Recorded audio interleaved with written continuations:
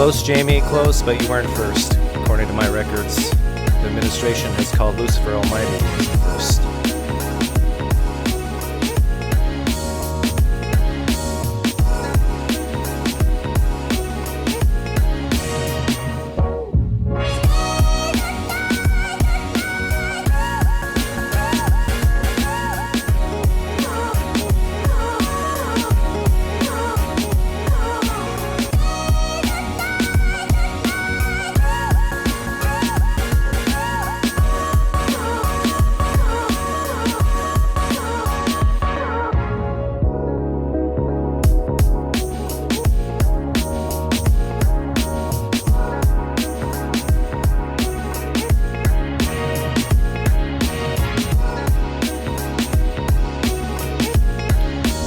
Got a message to my parents telling them I'm live.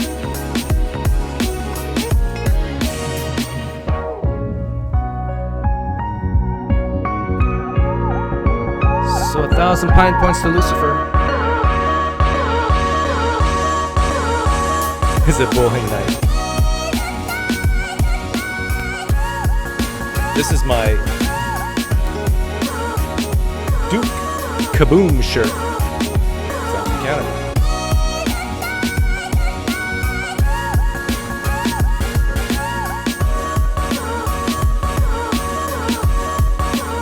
Someday gonna go. Someday you'll get those fine points, but you got to earn them. This is not a socialistic channel. Oops. Bye. Some people already left. You got to earn your points here. This debate, I don't know how to put this gently, but it was like a douche, in my opinion. And I know that will offend a lot of Christians, because they're probably thinking, a lot of Christians probably think that Tom Jump is just an idiot. He doesn't know what he's talking about. He did very poorly against Jonathan McLatchie. This is why I like debates, but yet I don't like it, because it's just whatever team you're on seems that's your winner, right? But I want to try to point out some mistakes Tom made. I don't think he made too many. And I want to make some comments, some mistakes that I think Jonathan made. And the topic was, I think this happened 2 days ago, or was it last night? Was it last night? No, it's actually 4 or 5 nights ago. The topic was, does God exist? And I'm definitely not going to play everything because it's way too long. I'm going to try to shoot for like 20 minutes or 30 minutes worth of the debate, and then make comments on it. So we'll see if we can do this in an hour, or hopefully under 2 hours. That lead to their construction. Also, I think is probabilistically prohibitive on the Darwinian scenario. If you imagine here, we have the zygote. Okay, I gotta introduce this. What Jonathan's trying to do here is he's trying to say, okay, what's the probability that atheism is true, or what's the probability of atheism, given that we have something called a moral arena, the idea that people, sentient beings, can act moral or make wrong choices with each other. What's the probability of that under atheism, and what's the probability of that under theism? Hey, thank you so much, Mark. Is this where I send my dues to join the bowling league? Well, I'm not going to take your money unless you're a good bowler. Got to have an average of 225 at least. So this is Jonathan's strategy for this whole debate was to, oh, you can't see it. Hang on. Yeah, I'm on it. His whole strategy was to show how that the probability of atheism is smaller than the probability of theism. And each step he assigned a certain probability, and I'm not going to play all of it, but I'm going to start it at 2023, where he talks about, I think he's at 2 body plans, something like that. Let me see here.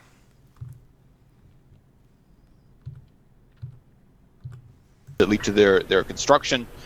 Also, I think is probabilistically prohibitive on the Darwinian scenario. If you imagine here, we have the zygote or the fertilized egg,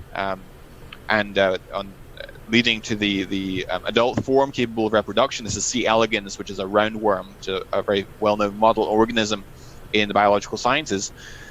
What is the to go from the zygote to the final form capable of reproduction? You need to go through this developmental cascade. It basically works through a process of cell differentiation and specification. There's different types of cells for different jobs, and the first cell divides into 2, and then into 4 daughter cells. Okay, now listen, this is the important part coming up. So he's basically painting a picture of this is really complicated, complex stuff to go from a single cell to complex organism. 16 and so forth, and it's a very complicated process.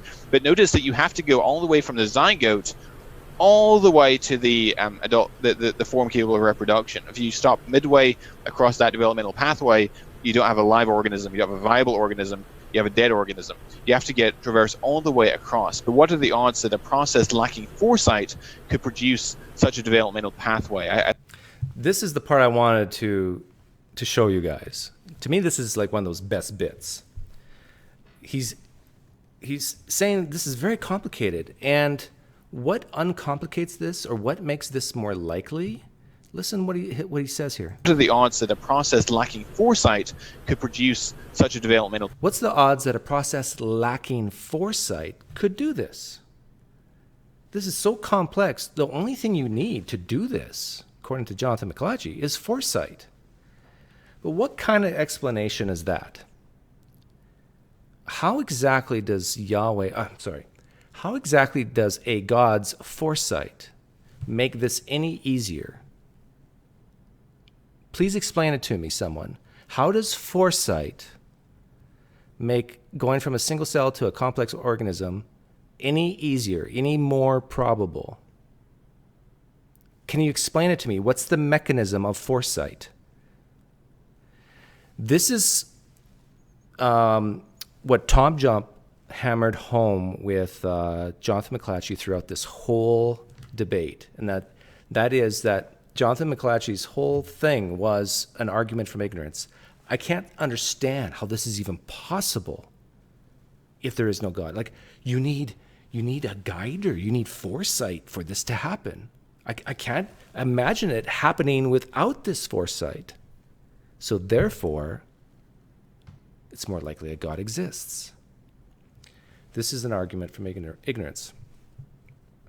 Pathway. I think it's very improbable on the hypothesis of atheism.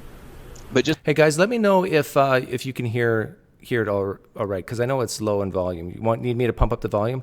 Hey, thank you, Edgar Ecure. I don't know how to pronounce your last name, but thank you so much for that nice donation. Just for the purpose of argument, I'm just going to assert that the probability of such developmental pathway emerging on atheism is something less than 0.1%. What though about the origins of consciousness in the cell? Consciousness in conscious embodied agents, sentient life forms. Notice that there's nothing in known physics that would allow someone to look at the brain and conclude, there's someone in there. This thing has first-person. See, Jonathan kept pushing back. This is not an argument from ignorance. It's not an argument from ignorance. But listen closely to what he says here. Notice that there's nothing in known physics that would allow someone to look at the There's nothing in known physics that will allow someone to look into brain and conclude, there's someone in there.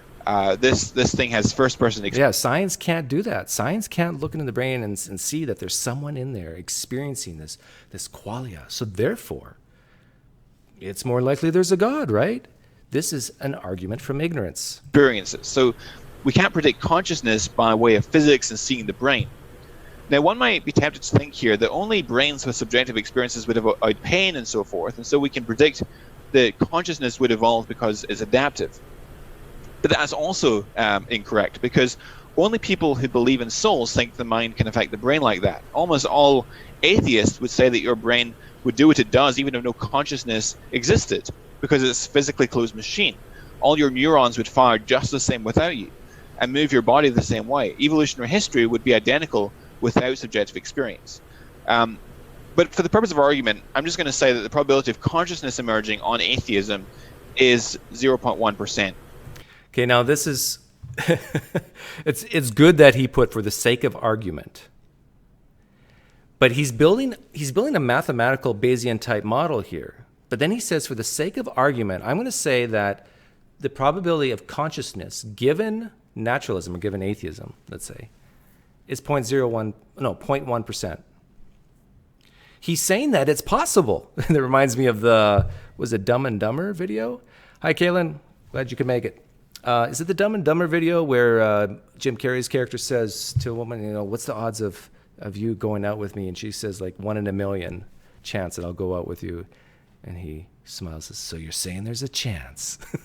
So it sounds like Jonathan's saying there's a chance that you can have consciousness without any deity at all. But he says, just for the sake of argument.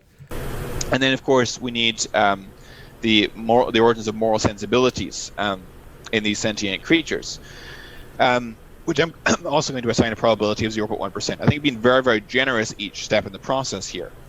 Yeah, he admits that it's generous to assign 0.01% to consciousness and even morality, but he has to put some numbers in because it has to be non-zero.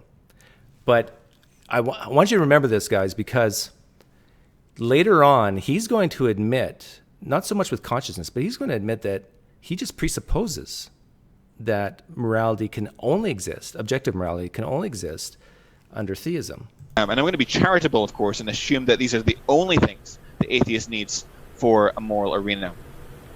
Now let's multiply the upper bound of all these numbers together. Okay, now tip for Jonathan, if you ever hear this. People are going to look at that chart that you have up here, and their brain's going to shut off. Like, maybe some math geeks will love this and say, oh, the probability of universe, laws, etc., given atheism, and goes that, life permitting, given a universe. I tell you the truth here. A large percentage of people don't care about that. They're just going to shut off. So basically, what Jonathan's goal here is saying, well, under atheism, would you expect a universe? Would you expect life-permitting universe, given a universe at all? Would you expect an origin of life, given a life-permitting universe? Would you expect the molecular machines, given the origin of life, and blah, blah, blah, and as you go down the line. But you notice, Jonathan, I'm a little disappointed in you. You could have added at least 3 or 4 more lines in there and got the probability even lower, couldn't you have? Like, I think you could have done that. But I want to show you, Jonathan, the reason why what you just did here is not persuasive. And I just made this in like 5 minutes. I made this in 5 minutes before the show. And I'm going to use the same strategy as Jonathan McLatchie on showing that the probability of atheism is equal, if not higher, than the probability of theism. And that is, what's the probability of this universe with all its wasted space, black holes, and dark matter, cold, dark chaos existing given theism? I'm going to be generous and give that 0.1%. What's the probability that only 4% of our universe and far, far less is life permitting given theism? I'm going to be generous, 0.1%. What's the probability that the origin of life came from a very slow and inefficient process called evolution via common descent given theism? I'm going to give that a low probability of 0.1%. What's the probability that we would have 90% of all life existing now extinct? In other words, 90% of all the life that's ever existed is now extinct. What's the probability of that given theism? That seems like a waste of life. I'm going to be generous and give that a 0.1%. What's the probability that some animals would need to eat each other to survive, or that we would excrete foul, odorous poop? I got to put my hand in front of my mouth. Poop. So see if I go poop, it will poop. What's the probability that there's a God given that there's poop given theism? I'm going to be generous, and given that there's poop in the universe given theism, 0.10%. What's the probability that we would have useless internal organs like the appendix or wisdom teeth given theism? I'm going to say 0.1%. What's the probability that children could be born with bone cancer or children could be born without even skin on their body? It's pretty painful. 0.1% I'll give it. I'll be generous. And what's the probability that a volcano or a hurricane can kill thousands of people at random given theism? I'm going to give that a 0.1%. So you see what I'm doing here, Jonathan? If you multiply all those probabilities, the probability of theism, given all those things I just listed, is less than 1 times 10 to the negative 24. Done. You see how that works, Jonathan? And that's basically what you did here. Now, I don't know if I should. Yeah, I'm just going to keep the ball rolling here. Okay, so that was Jonathan's opening statement, basically in a nutshell. And I'm going to skip Tom's opening, because if anybody here is a fan of Tom's, you've heard similar things before. Yeah, I think I'm going to go to start at John's rebuttal. Yeah, that will save some time.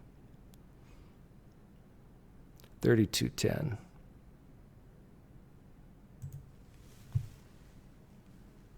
By the way, Tom's opening was very good. You started off by saying that that there might be a God, but definitely the Christian God does not exist. Okay, but we're not debating whether the Christian God exists this evening. I mean, that's a topic in its own right. I'd be happy to do that on a future occasion. I have done it with other opponents, but this evening we're debating specifically, does God exist, which is a much more minimal claim. And so I'd like to actually stick with the topic rather than adding auxiliary hypotheses, which are interesting to discuss, and I have discussed them in the past, but that's not the topic of the debate this evening.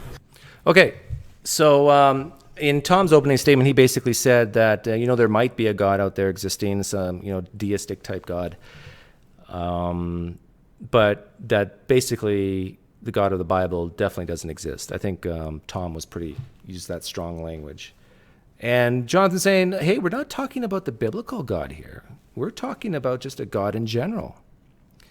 But I've listened to Jonathan's opening statement, I think twice now. Hey, Daniel Valadio,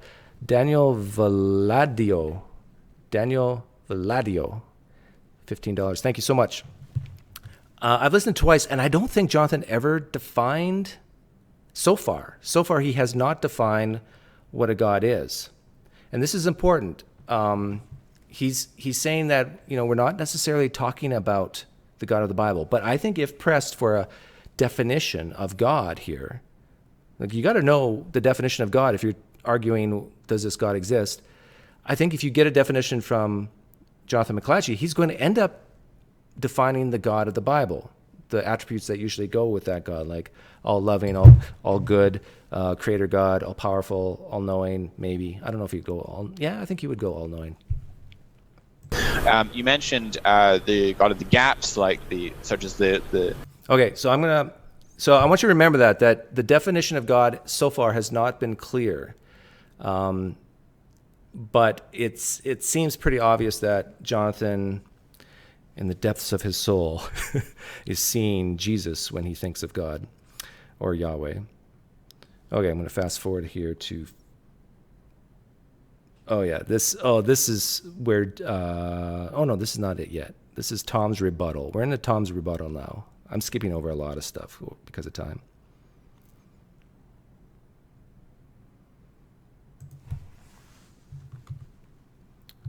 Let's go there. Thanks so much. The floor is yours. All right, I'd like to start by saying, yes, every version of the intelligent design argument is an argument from ignorance. Every single one of them, all of them, no matter what. They're essentially just saying, here's something we can't explain with natural causes. We're going to make an argument from analogy to intelligent design, therefore intelligent design. Argument from ignorance straight off the bat, no matter what. In every case, from every field, in every level of academic, it's all an argument from ignorance.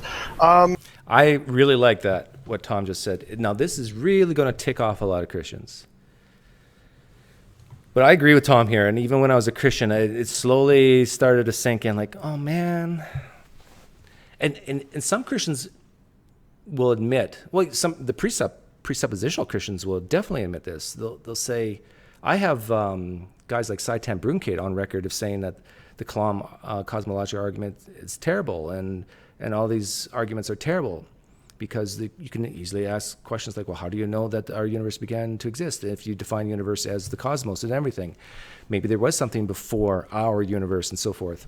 So some Christians will admit that these philosophical arguments are on their own not strong, and that you need a bunch of them. You just got to put a whole bunch into the pot of soup and stir it all together and hope you get a cumulative effect of a sweet-smelling argument.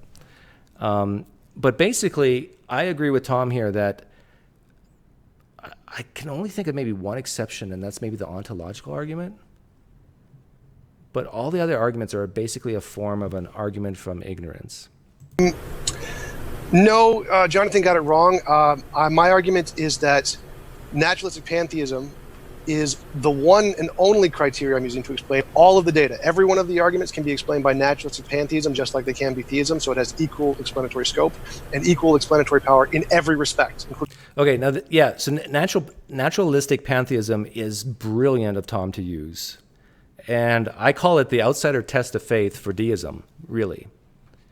And you know how if a Christian says to you, well, I know Jesus is real because I've experienced him in my life. I felt his presence on such and such a date. This happened to me, and it's not a coincidence. This is Jesus working in. God spoke to me. You know, you hear things like that, and it's very easy to combat such a reason for the existence of this deity in their life by saying, well, does that mean that a Hindu or Buddhist or Muslim, a Mormon, when they have experiences, that means that their version of God exists? And they say, of course not. But when it happens to me, then it works and it's good evidence. But when it happens to them, it becomes, they'll either see it and see that, oh, this outsider test for faith, yeah, it's not working for me. They'll either see it, or they'll just special plead and say, well, I just know it works for me. I just know that Jesus is in my life. And that outsider test for faith, that version, is what Tom is doing here using naturalistic pantheism. He's saying, hey, look, Jonathan, you're saying that you need a God for this moral arena. You need a God to explain consciousness. You need a God to go from that single cell to that multicellular organism. Well, wouldn't you know, I got an explanation for that too. It's called naturalistic pantheism. It can explain all that. We don't need your God. We don't need any God for that. So take that. So it's, but the way I would ask it, if you're talking to a person on the street, talking to your friend, I would ask it in the form. See, this is the difference between Tom and me. Tom will just come out and make an assertion and risk even putting people down and making people feel stupid. I would rather put it in the form of a question and say something like, well, okay, you believe that there's a God existing because of the Kalam cosmological argument or the moral argument or whatever. How did you figure out is a good way to say it. How did you figure out that there wasn't just something like naturalistic pantheism that explains how our universe came about? How did you figure out that how did you remove that as a possibility? And of course, Christians who have thought about this, they'll have an answer, but it's one of those things that we really don't know. We really don't know. And Christians and other theists like to claim they know, but we really don't. And I would say I don't know that there is no God either. We really don't know. We should be, the origins of life and stuff like this, consciousness, we have to sometimes admit that we're like a cat on a unicycle trying to learn calculus. Like, some of these things are just so complex that maybe we'll never know. Including the prior probabilities can be equal in everything, or better in everything. So he was incorrect when he was characterizing naturalistic pantheism that way. Naturalistic pantheism is just an eternal, all-powerful nature So God's properties are eternal, all-powerful, all-knowing, conscious, personal. See, now look, listen, I think this is the first time a God has been defined, and Tom is defining it, not Jonathan. And let's see if we see the head nod, yes or no here.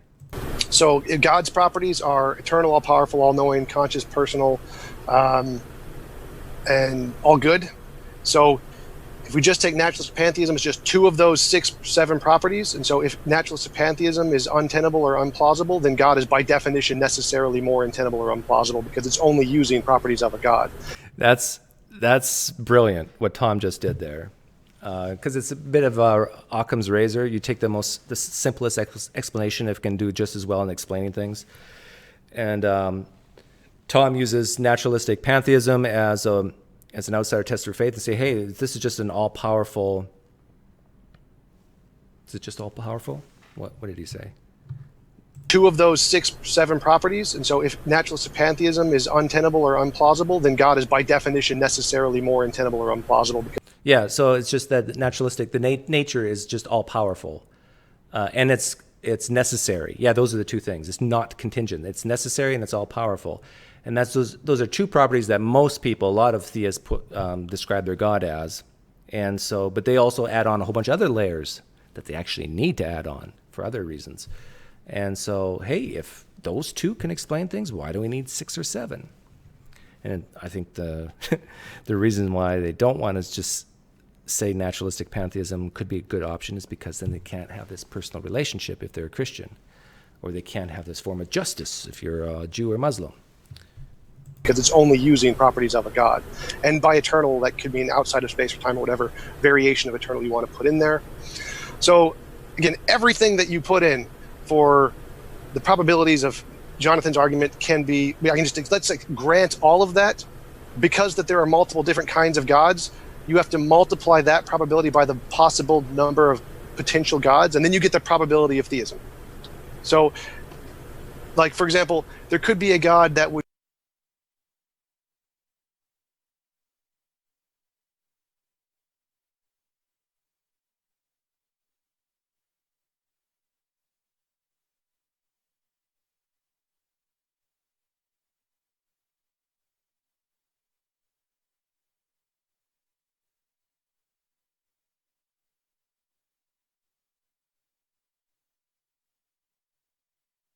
not create life. And so the probability of life just got cut in half under his model, because there's a theist God who would create life and a theist God who would not create life. And there's possibly a God who would create black hole universes. I was just going to say, sorry, Cam Spires, if you're in the chat, if you want to come on and talk about Bayesian for a little bit, you let me know via Facebook. You just got cut in half again. Now you have 33% of whatever probability you assign to theism, now, or to atheism. Theism now has 33% less likely to produce life than an atheistic universe, because there are these different variations of a God. And because there are essentially infinitely many variations of a God, there's infinitely much less likely to get a life-giving universe with a God than without one. Okay, I think this might go past some people here. What is Tom saying? Okay, so let's say God, oops, no God.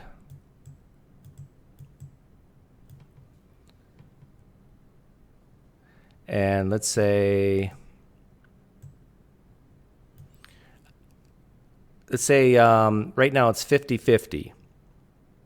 We don't know anything. It's arbitrary. It's like a 50-50 probability that there's a God or no God, or even gods, plural.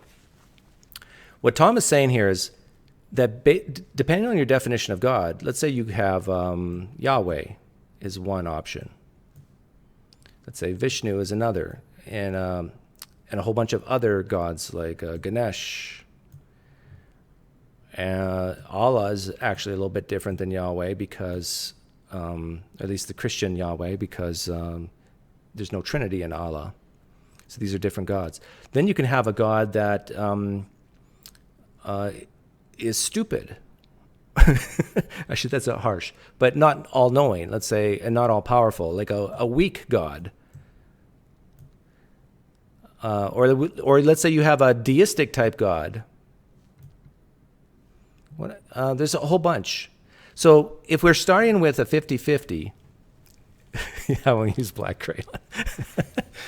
What Tom is saying here is, hey, look, if we're starting with a proposition of a 50-50, God versus no God, but with no God, you can't have different divisions here. There's just no God.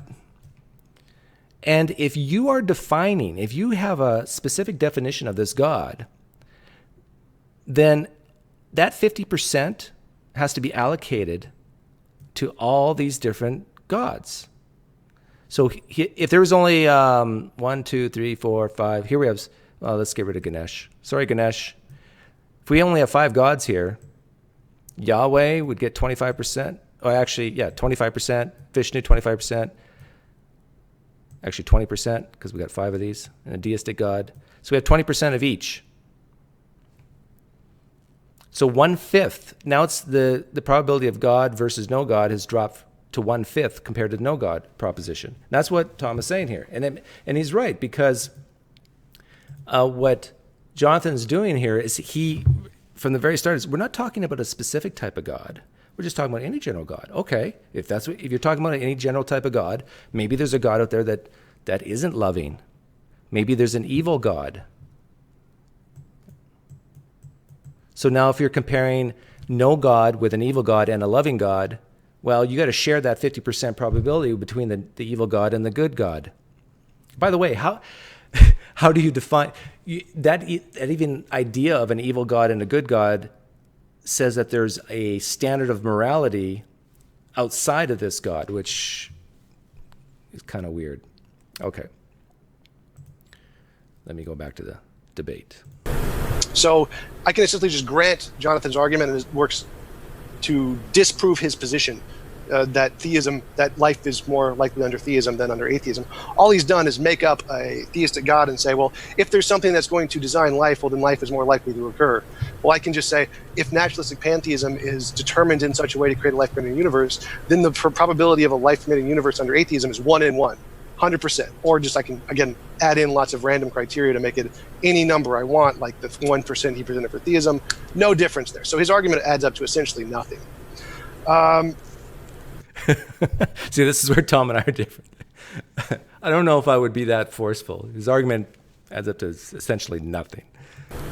He said that Okay, I'm going to fast forward it here. Let's see, 48. So this is Jonathan's second rebuttal. 48, 35. Okay, close enough. The floor is yours, Jonathan. Excellent. Well, thank you, Tom, once again for that engaging rebuttal. You mentioned that every ID argument is an argument from ignorance. Completely untrue. Even if something's wrong with the arguments for design, it's certainly not wrong because it's an argument from ignorance, because it makes a positive argument. And if you're making a positive argument, whatever else might be wrong with it is not an argument from ignorance. The argument for design is that there are certain features of biological systems in particular which are best explained as a product of an intelligent source, and therefore we invoke intelligent source to explain their origins. Okay, so Jonathan's pushing back hard here that the argument from design, various philosophical arguments for God, they're not arguments for ignorance, and that we should look at what best explains the data. So if you're comparing atheism and theism, we look at what best explains the data, and he believes that when you do that, you'll say that theism explains the data better. But remember earlier I played that, well, I want to show you something here. What best explains the data for morality? Now, I asked Jonathan this question. I asked him, if there was no God, what would explain morality? How would you define morality? So I'm going to skip to the Q&A section here. And I want you to listen very closely to his answer. I asked this question because basically, remember the bottom of his Bayesian thing, step by step, the bottom line was morality. So it was almost like an argument for the moral argument.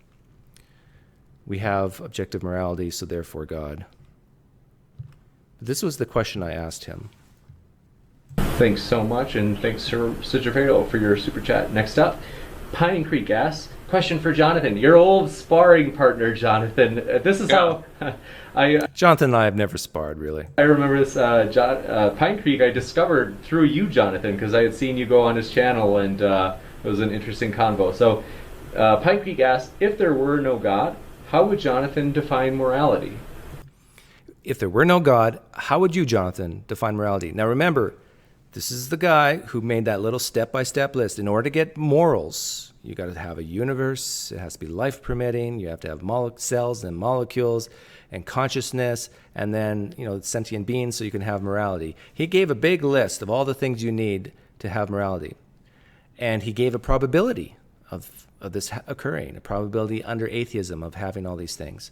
So how would you explain morality if there were no God? And his answer is... If there were no God, how would I define morality? I don't believe that morality can be objectively grounded apart from theism. So I think morality itself, or objective ethical norms itself, presupposes a theistic worldview. Presupposes a theistic worldview. Now, I've heard Jonathan in the past say he's not a presuppositionalist, that he's an evidentialist, that he believes because of the public evidence that's available to everyone for Jesus Christ. And so I got the impression that Jonathan doesn't really like presuppositionalism, that you just assume it's true. You just presuppose this is the case. But he's admitting it here. He's saying, look, if there's no God, there's no objective morality. Case closed. We're done. He's presupposing that's the case. But then why go through all this effort to try to convince your fellow Christians or atheists or non-believers that there's good reasons for God? Because look, what's the probability of having morality under atheism? It's 0.01%, you said, or 0.1%. But really, you just define morality in such a way to say that, oh, there's no God, there's no morality. We're done. There's no God, there's no consciousness. We're done. But since we have consciousness, since we have morality, therefore there's a God. If these arguments are not an argument for ignorance, they're definitely begging the question. They're defining words and terms in such a way, and I think Tom was right that Jonathan's even defining God in such a way that, oh, it just has to be true. And Tom's saying, no, I can define naturalistic pantheism in a way to make it work too. So now we're on a level playing field again. Okay, that's a bit of an aside. Let's go back to where I was.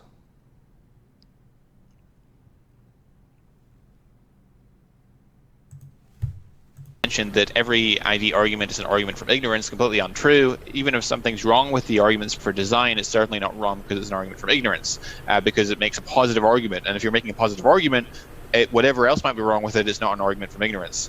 The argument for design is that there are certain features of biological systems in particular which are best explained as a product of an intelligent source, and therefore we invoke intelligent source to explain their origins. So information content, for example...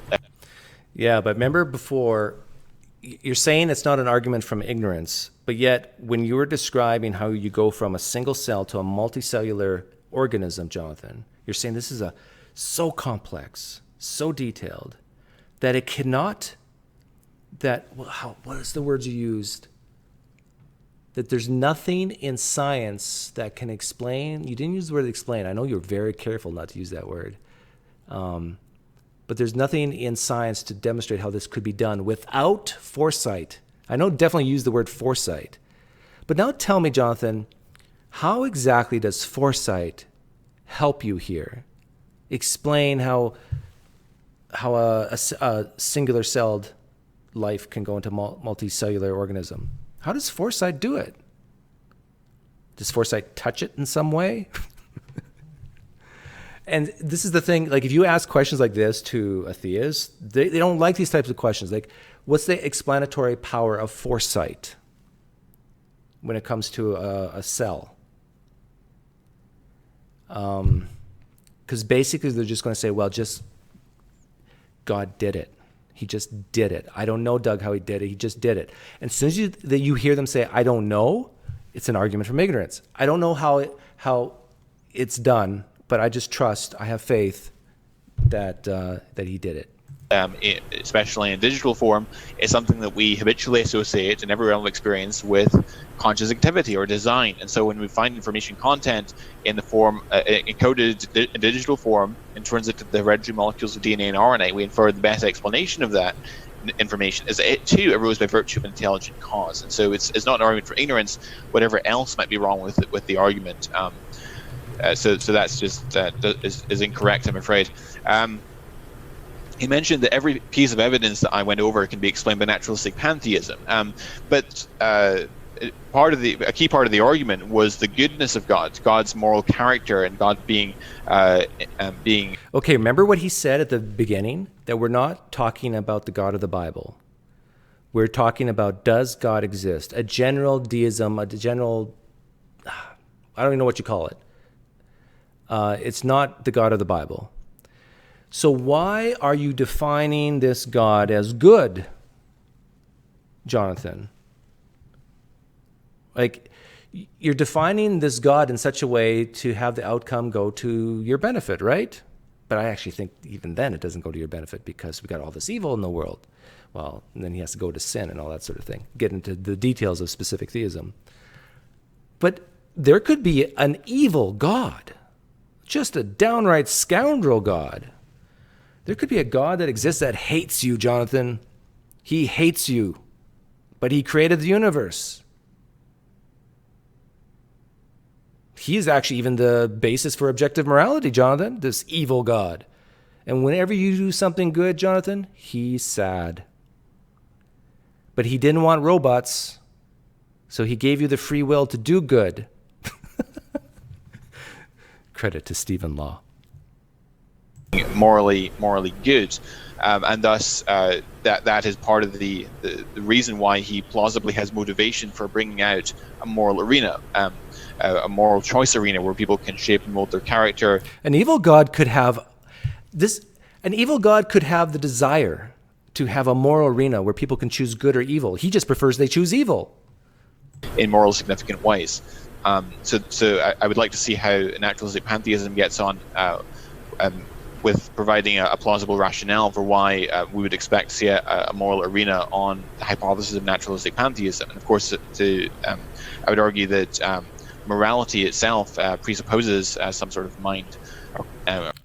Morality itself presupposes some kind of mind. See, if you're talking about probabilities and evidence, explaining what we see, the evidence, this is the second time, although I'm going in a different order, that you've used the word presuppose. Jonathan, you got to stop this. You're an evidentialist. If you're going to be an evidentialist, be an evidentialist and strike the word presuppose out of your vocabulary when you're using things like morality in your argument. You're using this in your argument. Presuppositions are like before arguments. They're your foundation, your ultimate authority. But you're just saying, oh, well, yeah, morality presupposes God, and minds presuppose God. Or consciousness, and I'd like to see how he defines naturalistic pantheism. Yeah, and I like to hear you, Jonathan. I still don't think you've defined God yet. I think so far Tom Jump has defined God for you, but you haven't defined God. I think you've given hints, but you haven't given complete definition. In such a way. He mentioned that there could be a God who would not create a universe, and so the probability, or would not create life, and so the probability has been cut in half, etc. That could be true. I argued that. Okay, I want you to remember this. He said that could be true, that you could cut the probability of a God in half if there's two different competing gods. I got to write that timestamp down because I seem to remember him going back on that. 50-51. That could be true. Okay. In fact, I actually, in my argument, I granted that the the probability of a moral agreement existing on theism was low. I even said that for being conservative, I'll make it 1% probability on theism. I could even go further and make it 0.0001%, and I would still have a very powerful argument for theism based on the...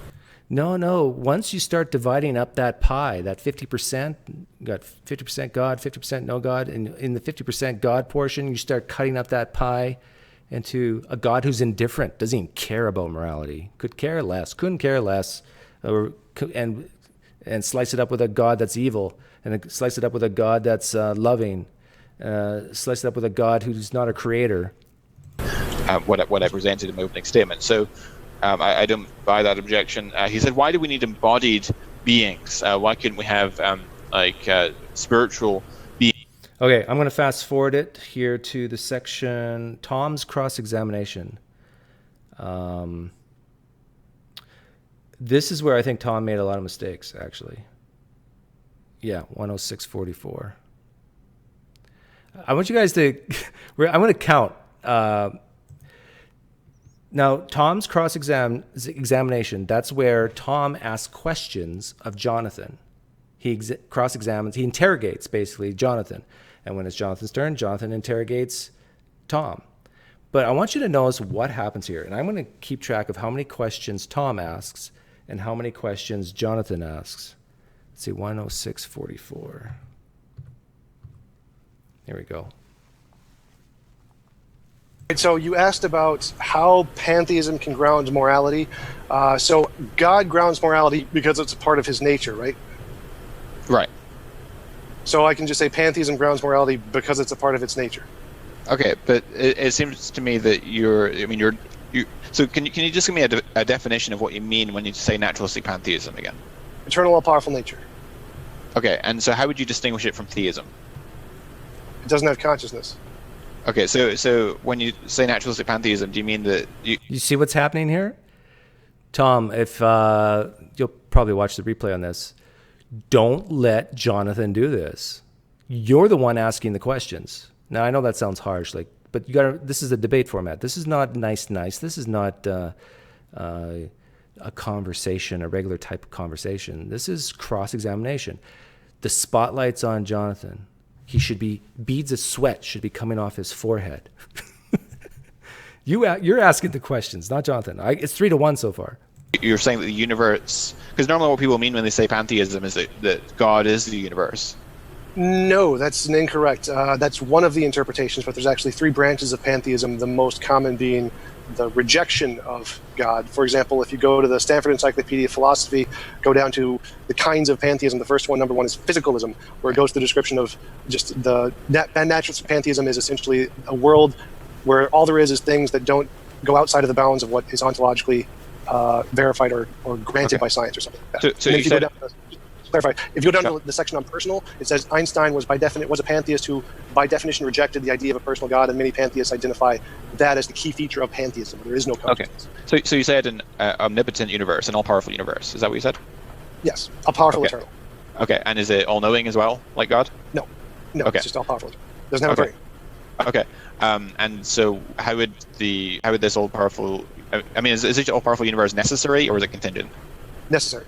It's Okay, this is Tom supposed to be cross-examining Jonathan, and so far Tom has only asked 1 question, and I think we're up to 6 now with Jonathan. So just to make a distinction, the universe itself, like our universe, is not necessary. Our universe is a contingent thing created by the necessary pantheism. So it's kind of like the multiverse. Where you have one small universe and then the bigger necessary thing behind it. Okay, so it's another universe beyond our own, which is necessary. Is that what you're saying?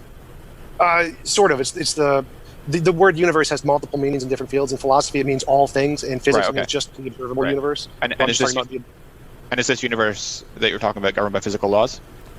No, our universe is governed by physical laws. Okay, so the universe you're describing, the one that you're attributing this naturalistic pantheistic property to, that does not have physical laws. It might not. What governs it is unknown. So I would not. Physical laws are specifically only contingent to our universe, and whether or not they apply to this thing is. Okay, now think about this for a second. What Jonathan's doing is asking, well, how exactly does this worldview work? How does natural pantheism actually work? Like, what's actually going on here? And you could ask these questions, same questions, and Tom should be like, tell me, like, why is God's nature the way it is, and as opposed to something else? Like, why isn't God's nature the opposite of what it is, Jonathan? The nature that you believe in. Like, I know Jonathan's going for a generic type God here, but like, why couldn't God's nature be evil instead of good? Have you just defined it that way? And if so, I can just define my naturalistic pantheism this way. This is the brilliance of the outsider test for deism. Is unknown. And so does it have particles like protons, neutrons, electrons? Unknown. Those are only things that are continuing. So How can God exist outside of time? How can God exist in negative time? How can God predict the future or see the future or know the future when he's outside the future or inside the future? How can a God be personal and outside of time?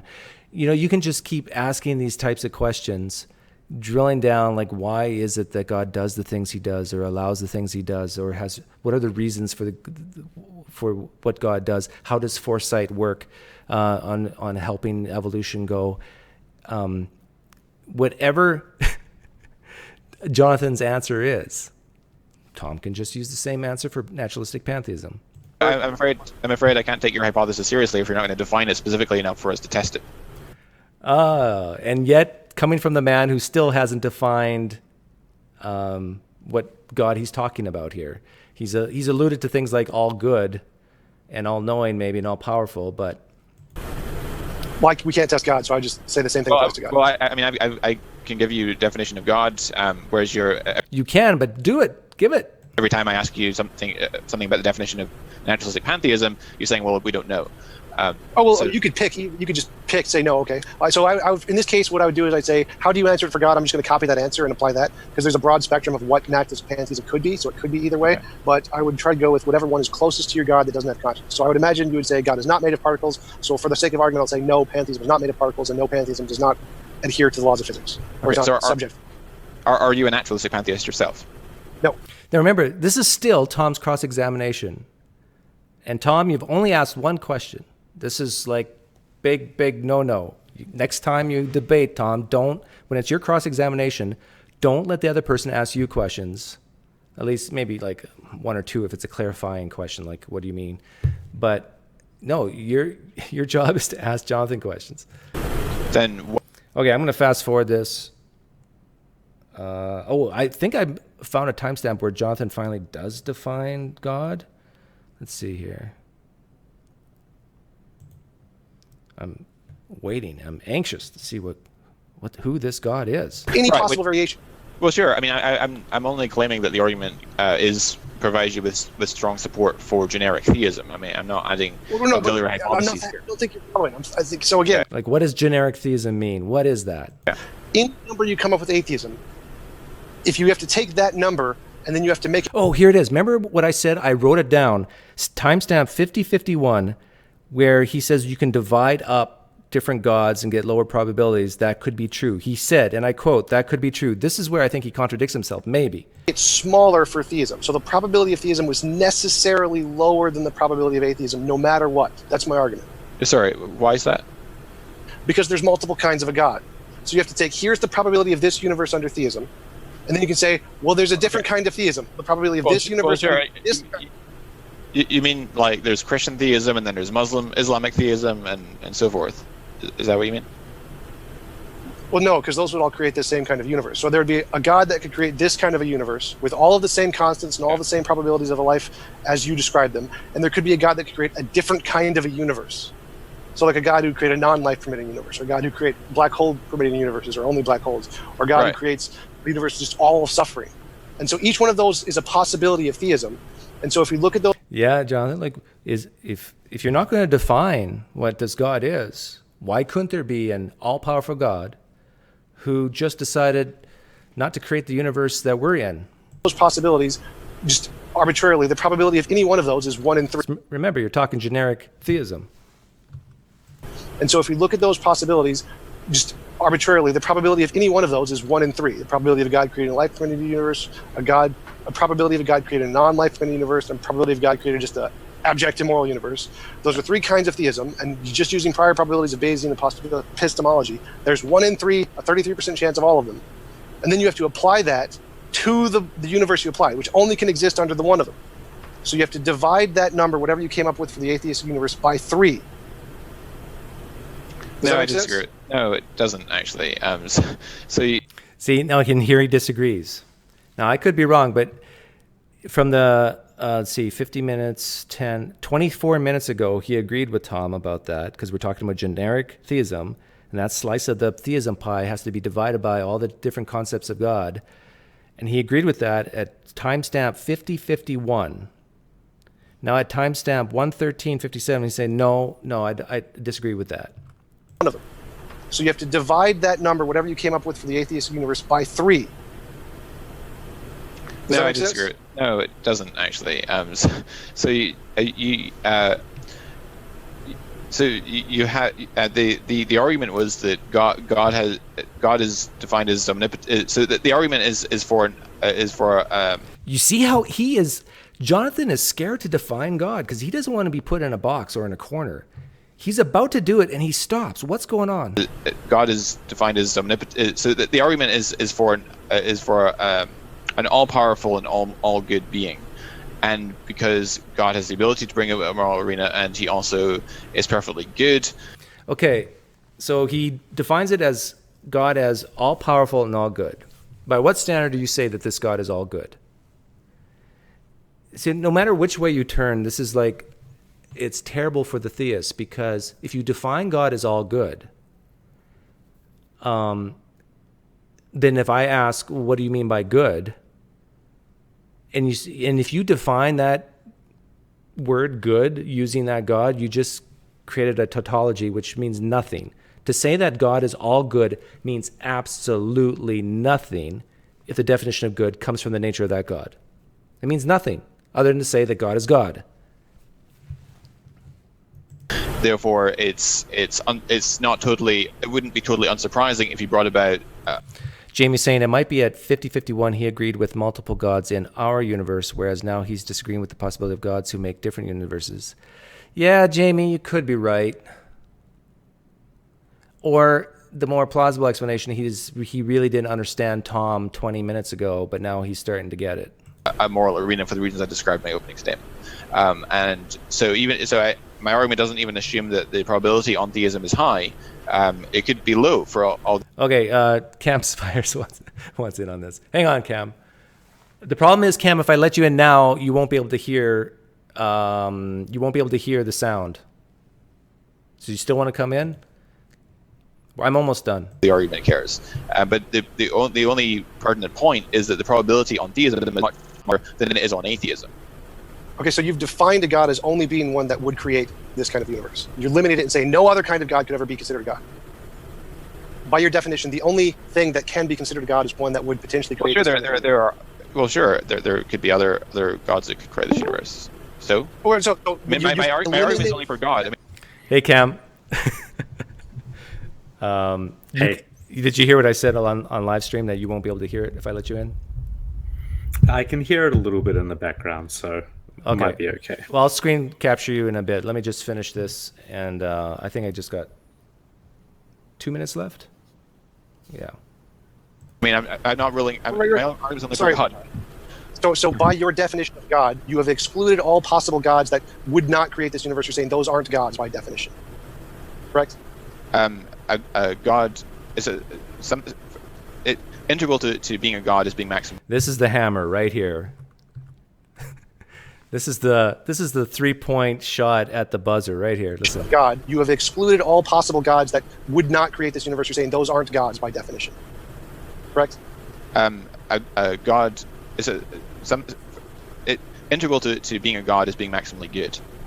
Okay, so you've simply defined God as a thing that would create this universe. Now I can just do the same thing and say naturalistic pantheism has this property which makes it necessarily only contingent on creating this kind of a universe and make the probabilities the same. I can just say, well, okay, so the only possibility, if you're going to say that God is by definition something that would potentially create this universe, I can just say naturalistic pantheism is by definition something that would potentially create this universe and match your probabilities 1 for 1. But the point is that it's an argument for a maximally good being. I mean, yeah, well, it's an argument for a maximally good being. And you have no way to define what good is.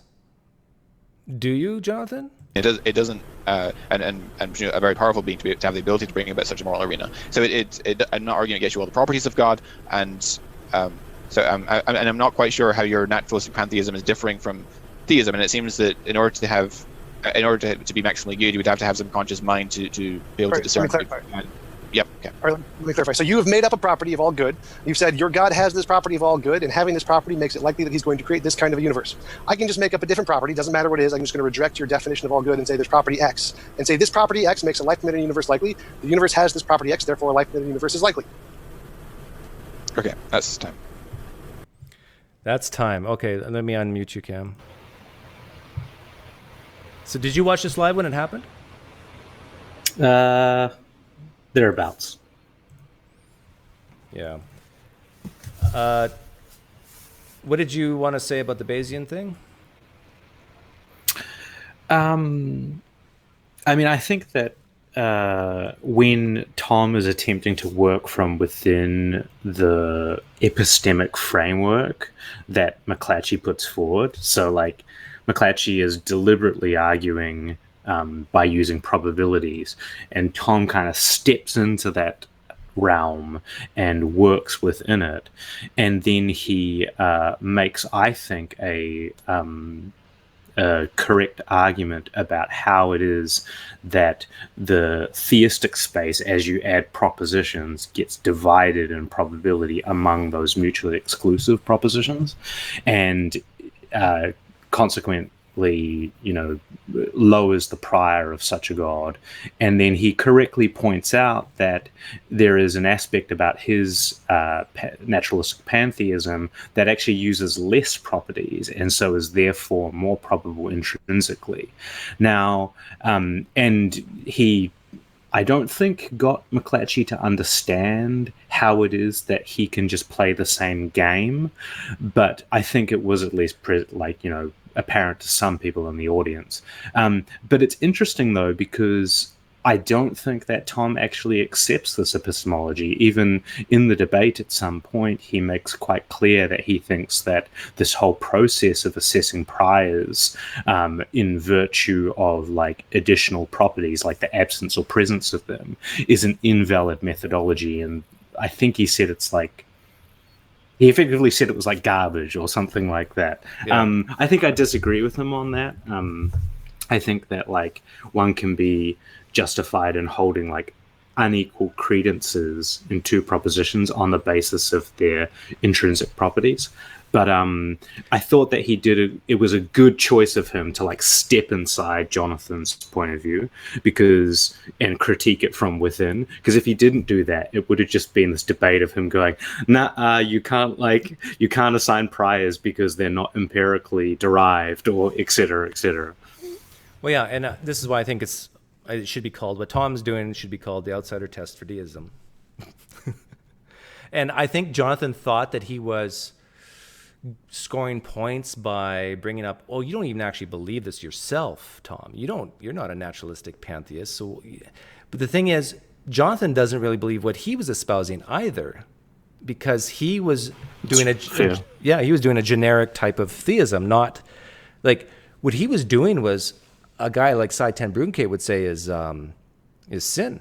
He's even entertaining the thought that there could be gods other than his own. Like, you don't do that. So yeah, I find the way in which the God hypothesis is gerrymandered doesn't really believe what he was espousing. The only ones we're considering are those that create a universe like this, and there being an absence of really any concrete argument that shows how some certain concept makes the prediction that this is what we would expect to see. I find that to be like worthy of scrutiny. And it seemed like Tom did actually engage in that a bit. He did start to dig into like how goodness is effectively arbitrarily defined such that it brings about this universe. Did you see what I did, how I mimicked what Jonathan did with the, his step thing down to moral? Yeah, I thought there were a couple of opportunities to critique there. Like in particular, one of the ones that you used was evolutionary history and its waste, or like how it's not really the type of thing you would expect. At least it certainly isn't the only way life could be created by an all-powerful deity, if such a thing is coherent. But then you additionally used you brought up a secondary thing, which I thought was just encapsulating the exact same property. Oh yeah, it was just saying the same thing twice. Yeah, you got to keep in mind I did this like in 5 minutes before the show. No, but it's a great illustration, and I think that this is one of the troubles that people don't understand about Bayesian arguments. Bayesian arguments actually force you to consider all evidence, not just a subset. Like epistemically, in order to deliver a judgment about like the total evidence and how it affects your hypotheses or whatever, you have to consider all of it. And so as soon as you begin, for example, doing this process of pointing out examples of things that may not be expected on Jonathan's form of theism, it's really just like a reverse moral arena argument. And it, in fact, some portions of it I thought ended up being an argument, an evidential argument from evil. Yeah, it basically was. I was channeling my inner Sean Carroll when I did that, because he has a great presentation where he says, like, seriously, would you expect this if you're picturing this all loving, all good, all powerful, all great God? Like, seriously, like 90%, 96% dark matter and dark energy? Really? Yeah. There seems to be another thought is that there seems to be a lot of content involved in the specification that the types of life that will be produced will be these embodied agents, and it's not clear at all to me like where Jonathan gets that from. Like, why? To me, it seems just as expected on the assumption that God exists, like a Christian God, that this God would create just soul-like agents without a body, as it is that we would create embodied agents, via this very complex evolutionary mechanism that I think Jonathan rejects. But yeah.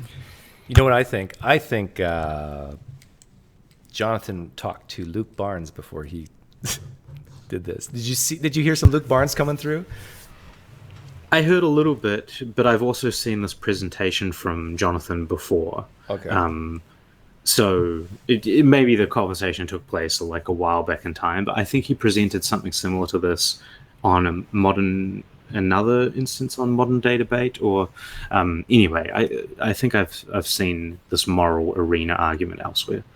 But he basically admitted, for the sake of argument, I guess, that the probability of this moral arena under theism is small.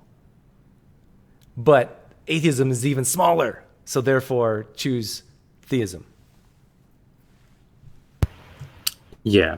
I mean, going back to what I was saying earlier, it does seem valid to focus on some particular subset of evidence if you think it's really strong. But you just need to acknowledge that you're opening yourself up via this form of like evidential reasoning to just easy counter objections like what you provided. Anybody can create a laundry list of things that are unexpected on a hypothesis versus another. Yeah.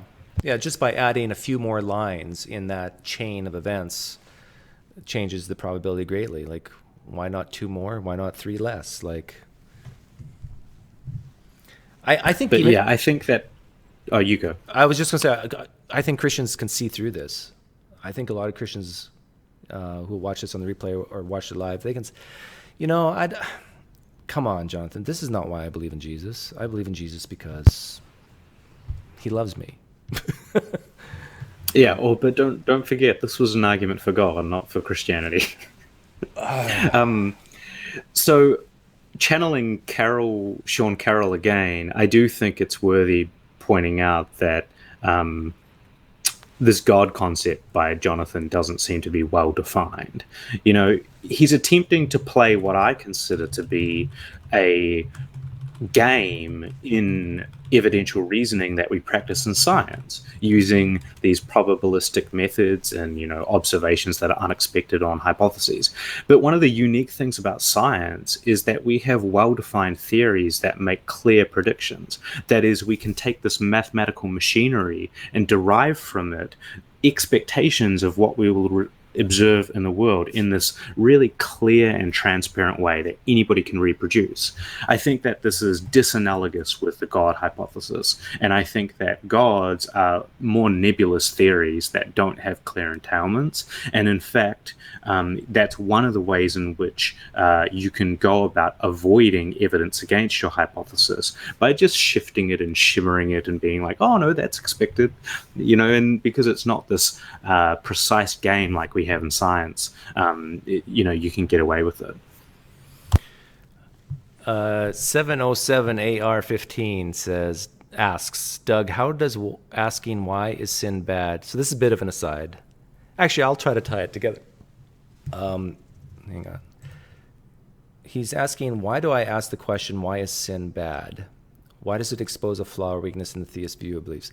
I actually think the question, why is sin bad, is, if I do say myself, a brilliant one, because it gets to have the theist articulate their moral view. And so if they say sin is bad because God says so, well, why is doing what God says, why is going against what God says bad? And so you can get, when you keep on layering the onion and go deeper and deeper and deeper, it will end up probably, not always, but probably being about pain and pleasure. Because if you don't obey God, he's going to fry you, or he's not going to let you into heaven, which means he's going to fry you because he controls the gate into heaven, or you can't live with him forever, or something like that. Or you'll live a better life if you obey God. You won't get sexual transmitted diseases as much. And another reason why I asked that question, why is sin bad, because that gets to why should one obey God, and it just drives home the point that you can't get an ought from an is, even when it comes to an all-powerful deity. An all-powerful deity says to Cam Spires, do this. Cam says, no. Why should I? Why should Cam? Well, because I said so and I created the universe. So? Who cares if you created the universe and you said so? Give me a reason why I should obey you. And I think even when the God says, "Oh, because I ground morality," it seems like a coherent question to me to ask. Oh, well, then why still should I do it? Yeah, and I think most answers will end up driving at pain and pleasure. Because if you don't do it, you won't get pleasure, or if you if you don't obey me, you might get pain.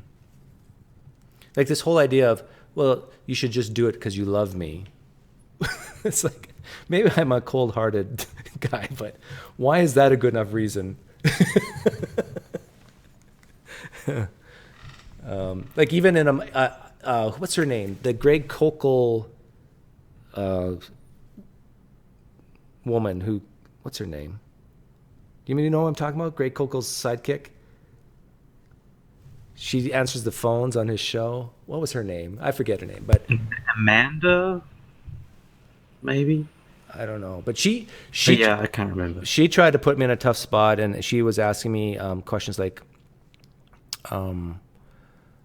because I asked her the same question: why is sin bad? Why is disobeying God bad? And she always brought it back to love, because you want to love God, you want to show that you love God, and then she brought it right back to me and my wife, like, why do you want to love your wife?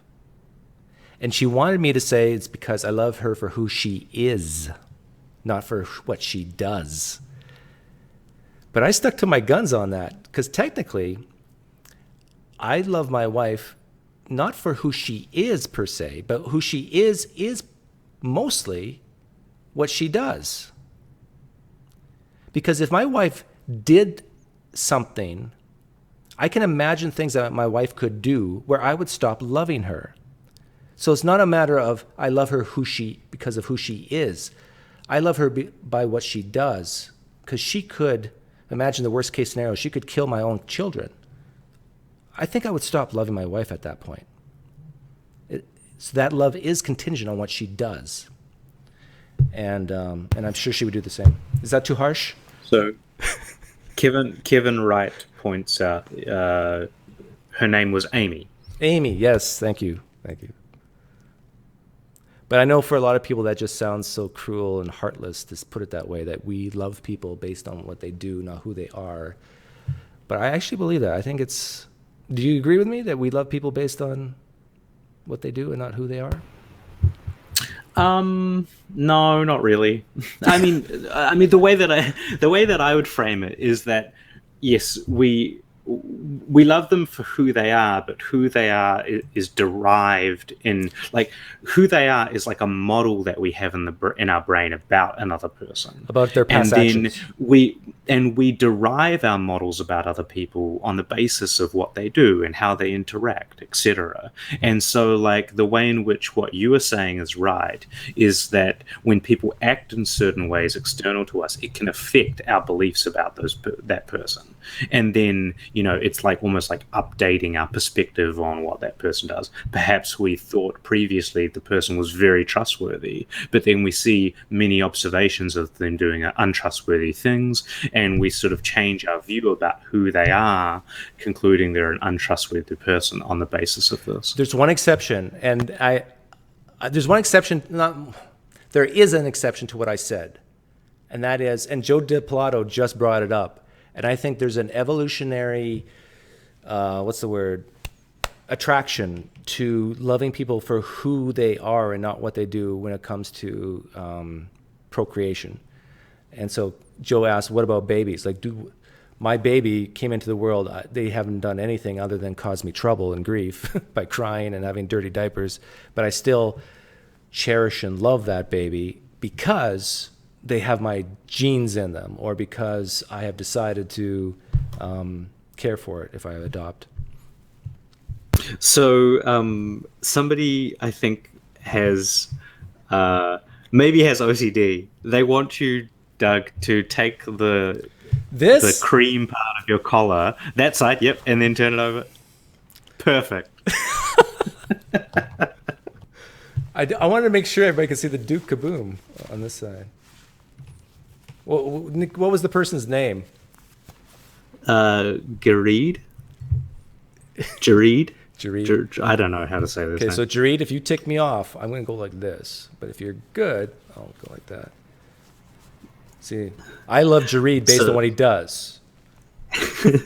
So Salem asks, are you and Cam mythicists or historicists when it comes to Jesus? Oh, can I answer first? I've never said this on air. I am a mythicist when it comes to Jesus Christ, but I'm a historicist. That's evading the question. Doug. But I'm a historicist when it comes to Jesus, a traveling preacher, itinerant. But the Christ, no. I'm a mythicist. I'm a bit toward historicism, but pretty close to agnosticism. Yeah. With respect to the historical Jesus, yeah. Not with respect to the Christ of faith. With respect to the Christ of faith, I think it's a bunch of garbage. I think it's almost certainly false.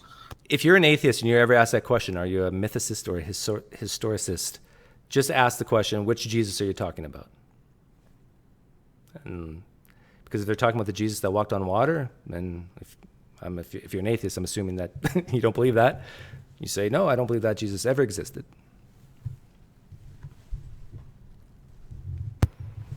But I also think that almost everybody in the chat should not agree with me. That's a weird thing to say, but like, I really do think that the right way to go about it as somebody who maybe hasn't read a lot of the literature on the subject is to follow the consensus, just in the same way that we do with science. So, of course, it is contingent upon the methodologies of this discipline being valid. That is, like, that these Jesus scholars, they do need to be using valid methodologies. But as an external observer, your judgment should be very heavily weighted by what a consensus of experts has to say. And in the case of historical Jesus, the overwhelming consensus is in favor of there being a man named Jesus who did exist, who was crucified under Pontius Pilate and was associated with John the Baptist and effectively started a religion. Well, I mean, was related to the beginnings of a religion. Someone said I had a Henley regatta blazer. This shirt makes it look like I have that? No. This shirt doesn't look anything like that. Who said that? So tell us more about it. This is like a daredevil costume or something, right? You don't know what this is? You do not know Duke Kaboom? Well, I heard that he was like really terrible and you shouldn't be wearing it because it's embarrassing. I'm kidding. Toy Story 4. Take your kids to see it. You'll understand. Oh, okay. All right. Yeah, I should do that. Okay, ask us serious questions. Here's your chance. Otherwise, we'll just go off air. Craig asks, what do you think about the definition of salvation? Is God saving us from himself? Oh, you're asking me what I think about that theme or that meme? I agree with it. Like, why should anybody be saved in the Christian definition of salvation? Seriously, why should anybody want to be saved? Saved from what? Saved from sin. Who cares about sin? Why should they be saved from sin? Well, because it saves you from death. Who cares about death? Everybody dies. You Christian, non-Christian, you're going to die. Well, no, we mean the afterlife. What do you mean? Oh, well, there's heaven and hell. Oh, what's hell? Well, depending on what type of Christian you are, it's either really, really bad or just you're gone or it's separation. But yeah, you're saved. And God is the gatekeeper to heaven. So when he doesn't let you into heaven, the default position is hell, which is not heaven. So he's the one who sends you to not heaven by not letting you into heaven. So that meme is good. So Joe DiPilato asks, for both of you, what would have to happen to make you prefer death? Tremendous pain. Yeah, that's pretty much where I was going to. Some type of severe mental anguish, like mental health issues, or some incredibly painful disease like leukemia or MS. Simon Funk, I'll answer your question in a second, Simon Funk. But I was just going to say that if I were in the situation of my sister, paralyzed, in tremendous pain, she has a feeding tube in her. I would never. I'd say get this feeding tube out, pump me up with drugs, put me in a coma, and say my goodbyes, and that's it. But with my sister, it's like she believes in a God. So this, by the way, this is why there's religion, because it helps survival. Because my sister believes in a God, she believes in miracles. She believes that she's going to be healed someday, and so she has that feeding tube on, and she keeps every day in pain. Evolution worked. Simon Funk asked, I enjoyed this debate, but why do you think Jonathan can't see or acknowledge his bias? The same reason all of us can't acknowledge or see our bias sometimes. But it goes to a deeper level when it comes to deeply held beliefs because it involves love or fear. With Jonathan, I think it's love. He loves Jesus. He really does. And he loves his community of fellow Christians. He loves Jesus. He loves his community. And he loves the idea of having answers to how everything came about. He loves the idea of having meaning, purpose, and hope in Jesus, going to heaven. So if Tom Jump got through to Jonathan just a little bit that, no, you can explain everything just as well with naturalistic pantheism as you can with general God, then there goes the probability to help raise the prior probability of Jesus being raised from the dead. If, maybe there is no God. Yeah. Then he's sunk. And he loses all those things. So J.A. Green asks, what's been the most difficult argument you've ever faced in countering Christianity? None. No, that's rude. That's rude. Did you hear that? Just hang on a second. Can you answer that question? There's a CB over there, and it's someone else caught their frequency. It's not specifically an argument for Christianity, but it's one that has made me question my naturalistic worldview, and it's an argument that can motivate the accepting of non-natural properties. In particular, it's called the rule-following argument, as worked on by Wittgenstein and Saul Kripke. But it's not really an argument, well, no, it's not at all an argument for Christianity, but the conclusions of it might be more like coherent within theistic worldviews. Remind me, what was the question? Oh, any arguments that... About the most difficult argument in countering Christianity. For Christianity? I think there's a good argument, an emotional one, for just that existential angst. I think that is, that meaning, hope, and purpose, that whole idea of living longer than just this life, seeing your loved ones again, that can be powerful. But Christianity is just so bad. I don't know if it can be salvaged. The only way it can be salvaged is if what it purports to have happened in the book of Acts, it happens again. It's simple, Christians. If you want more Christians, if you really care about evangelism, if you care about other people going to heaven and not going to hell, do the stuff that please get Jesus to give you some power to actually do some things that were recorded in the Bible. That would be really useful. Yes.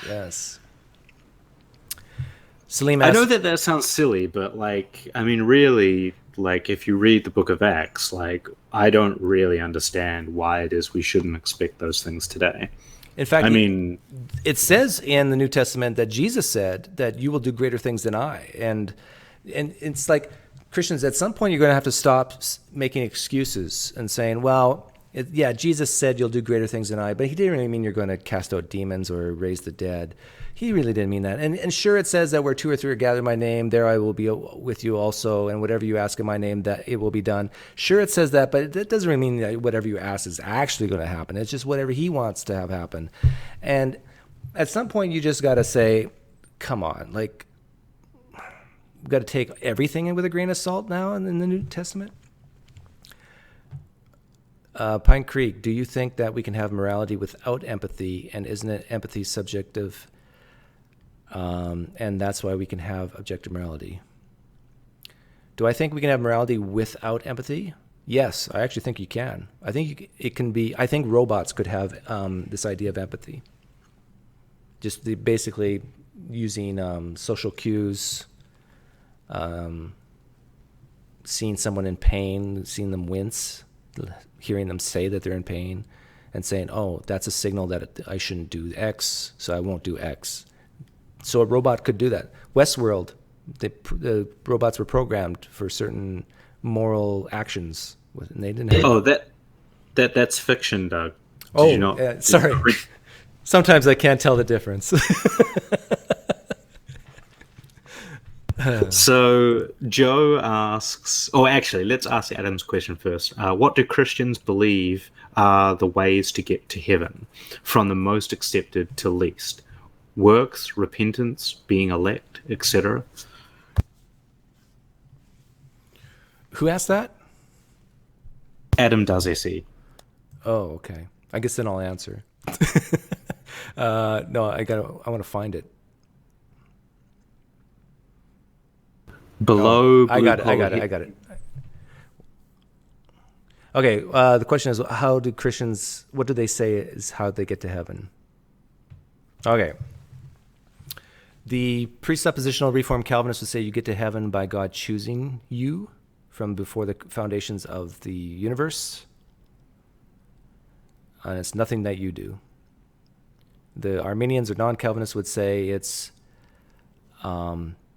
by confessing with your mouth, believing in your heart that Jesus Christ is Lord, and taking up your cross and following him. Sort of a mixture of Paul and James and Jesus. And depending on the Christian, they will be a little bit different on the emphasis on repentance versus just belief. But a true believer will repent. So it's just like incestuous relationship. I've been using that word lately. Incestuous. So Joe asked, do you think that belief in God can be good for humanity, even if we can't know the truth of it? Yes. That's a simple question for me to answer. Yes. The belief in God can be good, just like it can be dangerous. That's why that debate with Aaron Ra and Michael, what's his last name? From Inspiring Philosophy? I don't know if we're meant to say his last name. Oh, and it's Michael Jones. It is public knowledge, but yeah, that's why that whole debate was doomed from the start, because of course Christianity is dangerous, and of course it isn't. It's depending on how you define it and the situation, the context, but yeah. Yeah, I agree with that.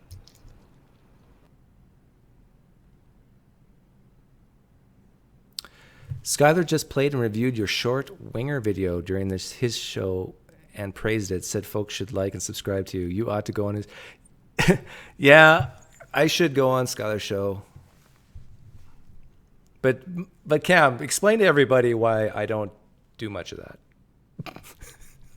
You're a maverick. You want to have that nice little button in your beautiful convertible that ejects you from the entire vehicle at any time you choose. Yeah, I want to be able to... Well, I guess even on Skylar's show, I could go poof. And then, so... Edgar Akuri, PineCreek, will you critique David Bentley Hart? Do you know who that is? I'd love to see that. He has he's a theologian. He made like a new translation of the New Testament, and he is fairly prominent in circles that are willing to like reevaluate what the original, like what the language of the original Greek New Testament meant to the authors who wrote it, without focusing too heavily on like modern theology and presumptions. And so he has some form, if I recall correctly, he does have some theological views that are a little bit against the grain. Hey, maybe. The answer is maybe, Edgar. It depends on my endorphin level. If I start watching something and my endorphin levels go up, it's a higher probability I'll talk about it. But did you watch me critique Heiser the other day, Cam? I did, yeah. That was the one that you got some massive like pushback from all the Sentinel apologetics folks, right? It's like PineCreek critiques Heiser. It's just like it's so predictable. Liar! Yeah, knee-jerk reaction. Doug's just lying.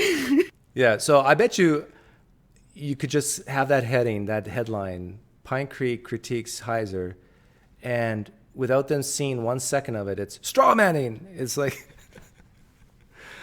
but I got... Yeah, no, you got called worse. You got accused of doing worse than that there, Doug. And what's strange is I thought I was agreeing with him like on 90% of it. It's like... Yeah, exactly. It's the same thing happened when I critiqued Inspiring Philosophy. It's like I agreed with 90% of what he said on the Rising Gods or whatever. And it's like, no, but you're an atheist, so you're the enemy, so you're bad.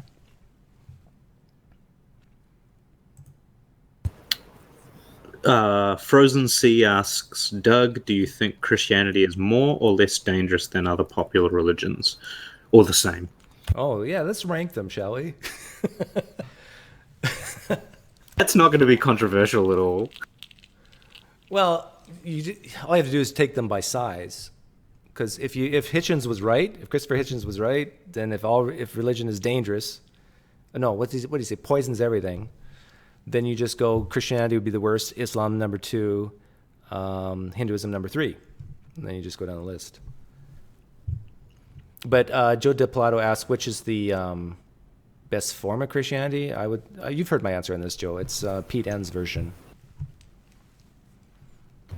Yeah, though you're so attracted and reverent toward these very hyper-literalist Calvinists, right? Yeah, hang on. This is the version of Christianity you want to succeed, whereas the other one is the version of Christianity that you think is more likely to be correct. Tom Jump is here. Hey, Tom, you want to hop in? And I got something to tell you. You did something really wrong in that debate.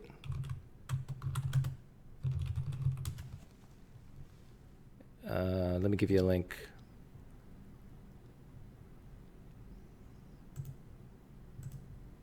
But yeah, I'm all for Pete N's version of Christianity taking over. That would be wonderful. Yeah, I want to make it really clear that, do I say this? Yeah, atheism is not for everyone. No, I know we can't always choose what we believe. We can put ourselves in situations where we're more likely to believe things rather than not. But some people just can't survive without eternity in mind. Is that true? Do you think I'm right about that?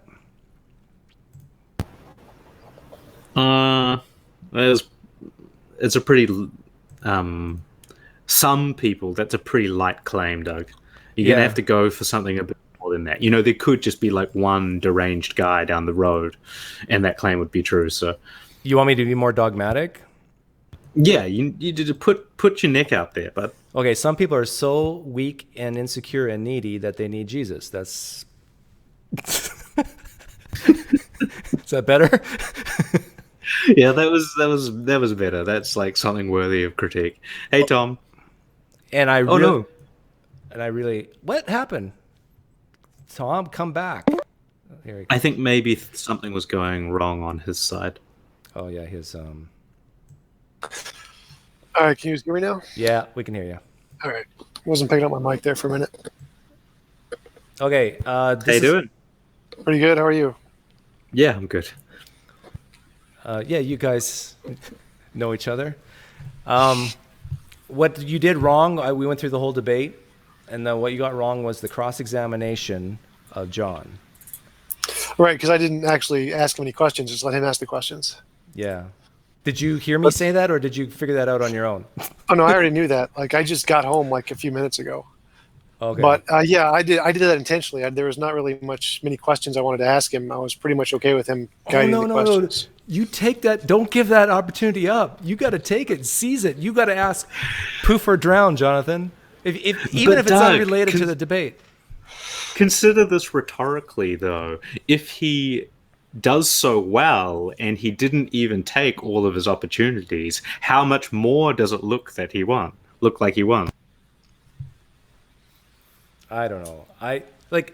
You could have even asked him, please define God for me. Because you notice not once he defined it, he alluded to certain things like all-powerful, all-loving, but he never once gave a definition of this generic theism. Remember, he said generic. He wasn't, well, please let us know what generic theism is, Jonathan. Like, that would have been a great question.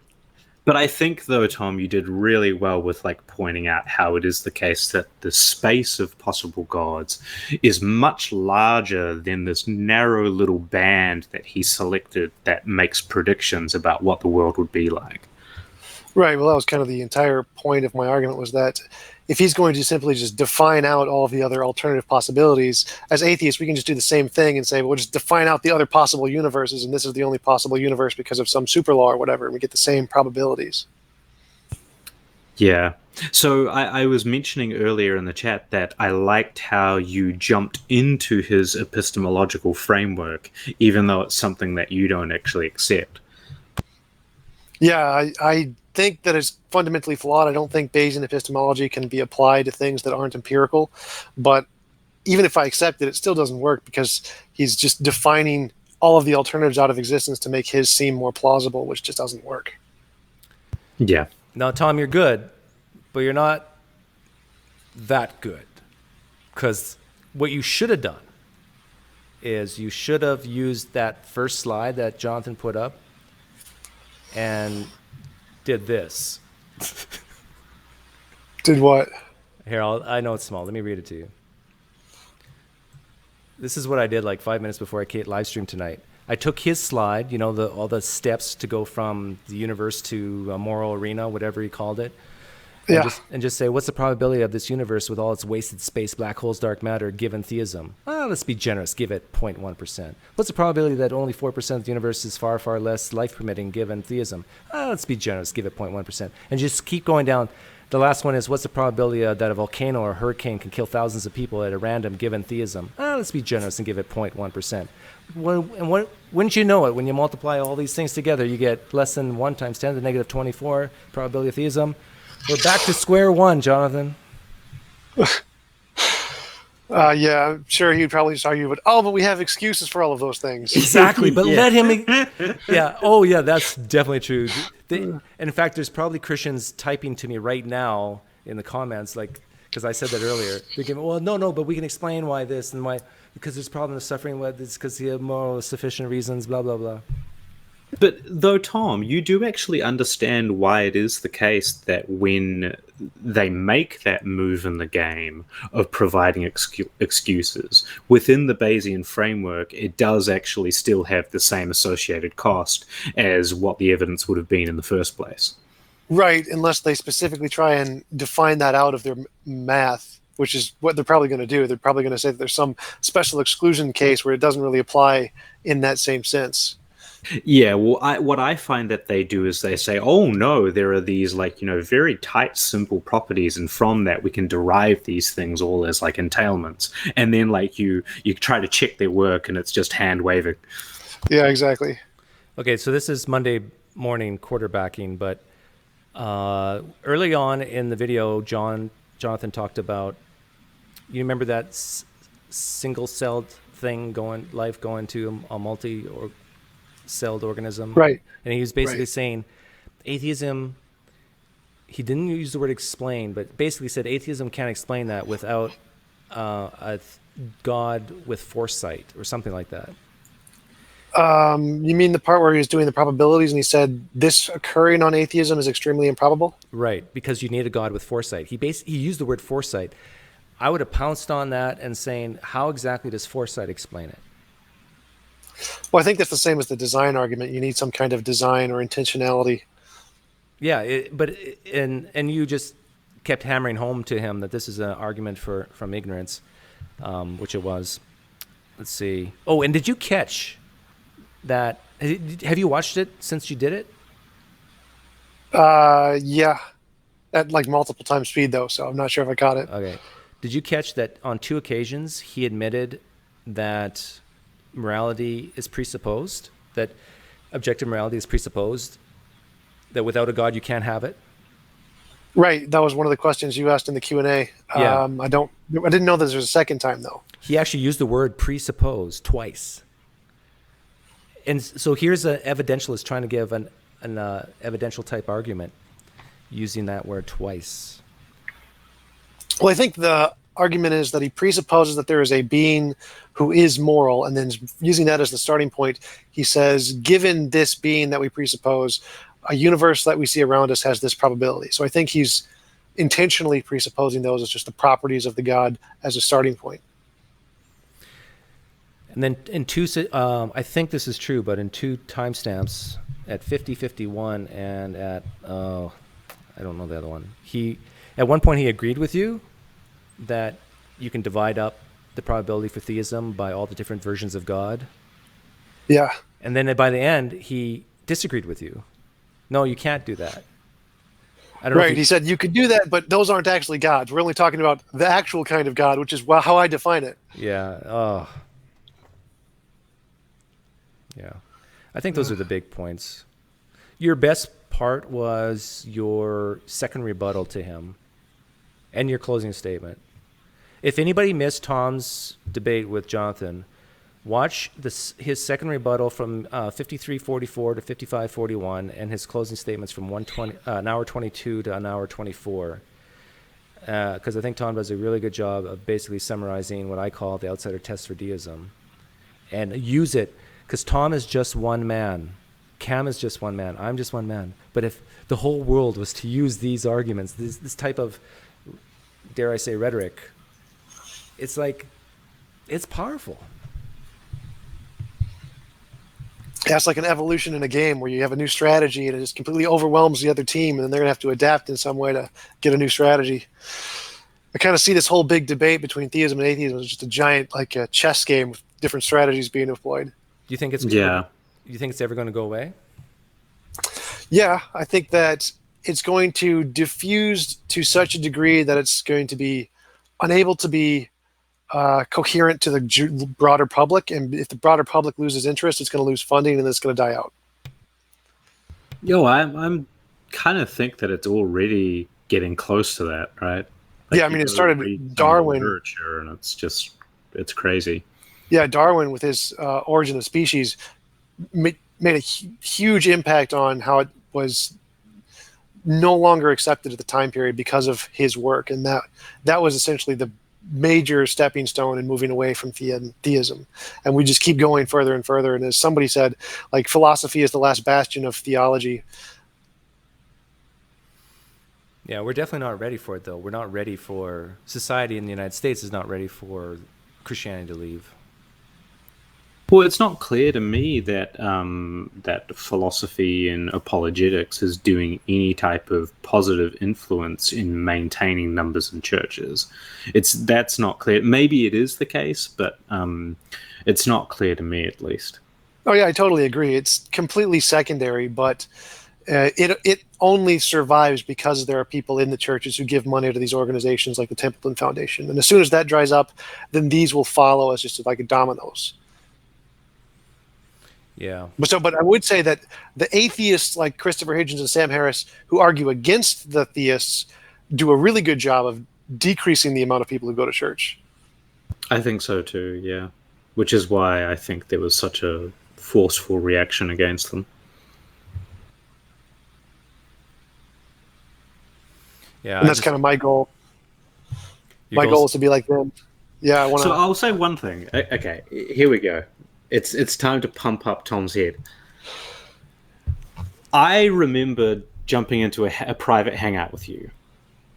And I remember you making the claim to me, I think it was both the claim that you have the goal of influencing the field of academic philosophy. Right, yeah. And I think you also made the claim that, like, you wanted to, influence the public sphere in your pursuit of influencing academic philosophy as well. And I actually thought that was kind of silly. I thought that you were, like, really overconfident, and I thought that that there was almost like some type of like Dunning-Kruger thing going on, where I thought that there was a really low chance of this being the case. But I've watched you over the last 6 months or however long it is, and I've seen you talk with many philosophers and people who are competent and that have, been trained, and they've gone, perhaps even published papers, etc. And I really think that you do well, and you've made some of them reconsider positions, hopefully, or at least those ones who are in the pursuit of, truth and really are open to revising their positions. I think you've had an influence. And thank you. That's a really amazing compliment. I really appreciate it. Yeah. So publish that book. Working on it. That's a really good compliment, Cam. Now do me. Doug has the most beautiful hair. It's so nice and silky. Don't make me poof you. Doug, I think you've probably got the best rhetoric in the game. That's right. I'll take Over Drone. That's pretty good. I like that one. The library one's pretty good. You got to imagine, like, would you put this into the fiction section or the non-fiction section? That's a good one. I really like. Cam that doesn't like where I went with that one, but yeah, I like it too. Well, I'll claim ownership of that one. Well, the first version, not this. I've really changed. Oh, the new and improved one. Yeah. No, but Doug, I think that that your understanding of Christianity through your own personal experience has given you a window into the psychology of a lot of fellow Christians, and I think that you abuse that for your own nefarious purposes. Well, the thing is, it's so hard because I get positive feedback. What I mean by positive feedback is anger from Christians. To me, that's positive feedback, because I know that if it was just out there and I was totally wrong, they wouldn't care. Just hang on, I'm getting a ransomware target. Oh, that's just a warning. But anyhow, bring on those dislikes, right, Doug? But yeah, I think a lot of Christians get upset with me when I say things like, well, many times I've said, I know what you're thinking. And like I did that with Cameron Bertuzzi very early on. And I did it with the questions I was asking him. Like, and I asked him, why is leaving Christianity bad? And remember that, Cam? Like back in the SE Facebook, he was there. And it's like he would not go there for the life of him, because I think at that time I sized him up correctly, and I said for him it was about feeling stupid and not going to hell. His brother made him feel stupid. He didn't like that. Christianity, it's true, we don't want to go to hell. We got to protect the fold and make money while you're doing it. And I called him out on those things, and it's like, and I think hearing some of the things he said in the past, I think I was right. So just a shout out to Cameron Bertuzzi. If you head on over, I mean, Doug might be just absolutely livid that I'm using his channel in this way, but if you head on over to Capturing Christianity after this, you'll find a debate between Graham Oppy and Ed Fazer, which I haven't seen yet, but probably worthy of watching for those philosophical kinds out there. Is that going on right now? It may be finished, but it started earlier today. Oh. I don't know. I like Don't Cameron. leave now. I don't know. Doug and Cameron have like a rival kind of relationship. I really like Cameron. He's always been nice to me in our conversations over Facebook. I don't know. Where's this going? going? I don't know what it is about Doug. Doug just rubs him the wrong way, I guess. I rub you the wrong way, or Cam the wrong way? Cameron. So I mean, this is psychoanalyzing or like making causal inferences that are probably not warranted to, but I kind of think it was our association with street epistemology that really got his ire. And I think that he has pretty much like a blanket rejection and distrust of any person who pursues questioning deeply held beliefs as like the primary mode of discussion. And Well, I think it's more like the second or third question that street epistemologist asked is like, how do you verify that, or how do you know that's not just something in your imagination? And when you're asking for that kind of empirical verification, it just immediately theism is gone. It's done now. You can just throw it in the garbage, and so it completely invalidates his entire position. yeah, I mean, he would try to maintain that there are like a priori arguments that can get there, deductive arguments, methods outside of the empirical sciences that can get you there. But yeah, but then he also like maintains that you can argue from the resurrection as well. But Cameron's Bertuzzi has admitted that he's not good on his feet, like on a live debate situation. So he would never do it, I don't think, unless he's with someone else maybe, or if it was in written form where he has time to think about it. This is why he was, I'm going to use the word terrified to talk with me. It's like, and even Cam, like when he would do everything in his power, because he would just assume everything's a trap. And so he has to be so careful. I've said this before in past live streams, but I'll say it again here if there's any Christians listening. Embrace the trap. Seriously. If what you believe is true, don't be scared. And who cares if Cam or me or Tom can make you look stupid? Who cares? You got Jesus on your side. You're going to die and go to heaven. Who cares if Tom Chump is going to make you look like a fool? well, and the gospel appears foolish to those who are perishing, right? Yeah. Oh, I love that verse. I love it. I love Did I get using it right? I'm not sure if I did. the gospel. The gospel is foolishness to all those who are perishing. I love saying that verse to Christians who view themselves as intelligent, well-read, that they have great articulate reasons to believe. And I'm here to tell you, Christians, if you believe your own New Testament, and you're one of those intelligent Christians, please know that you have to take your New Testament seriously when it says that it's foolishness to guys like Tom and Cam and me, because we're perishing, right?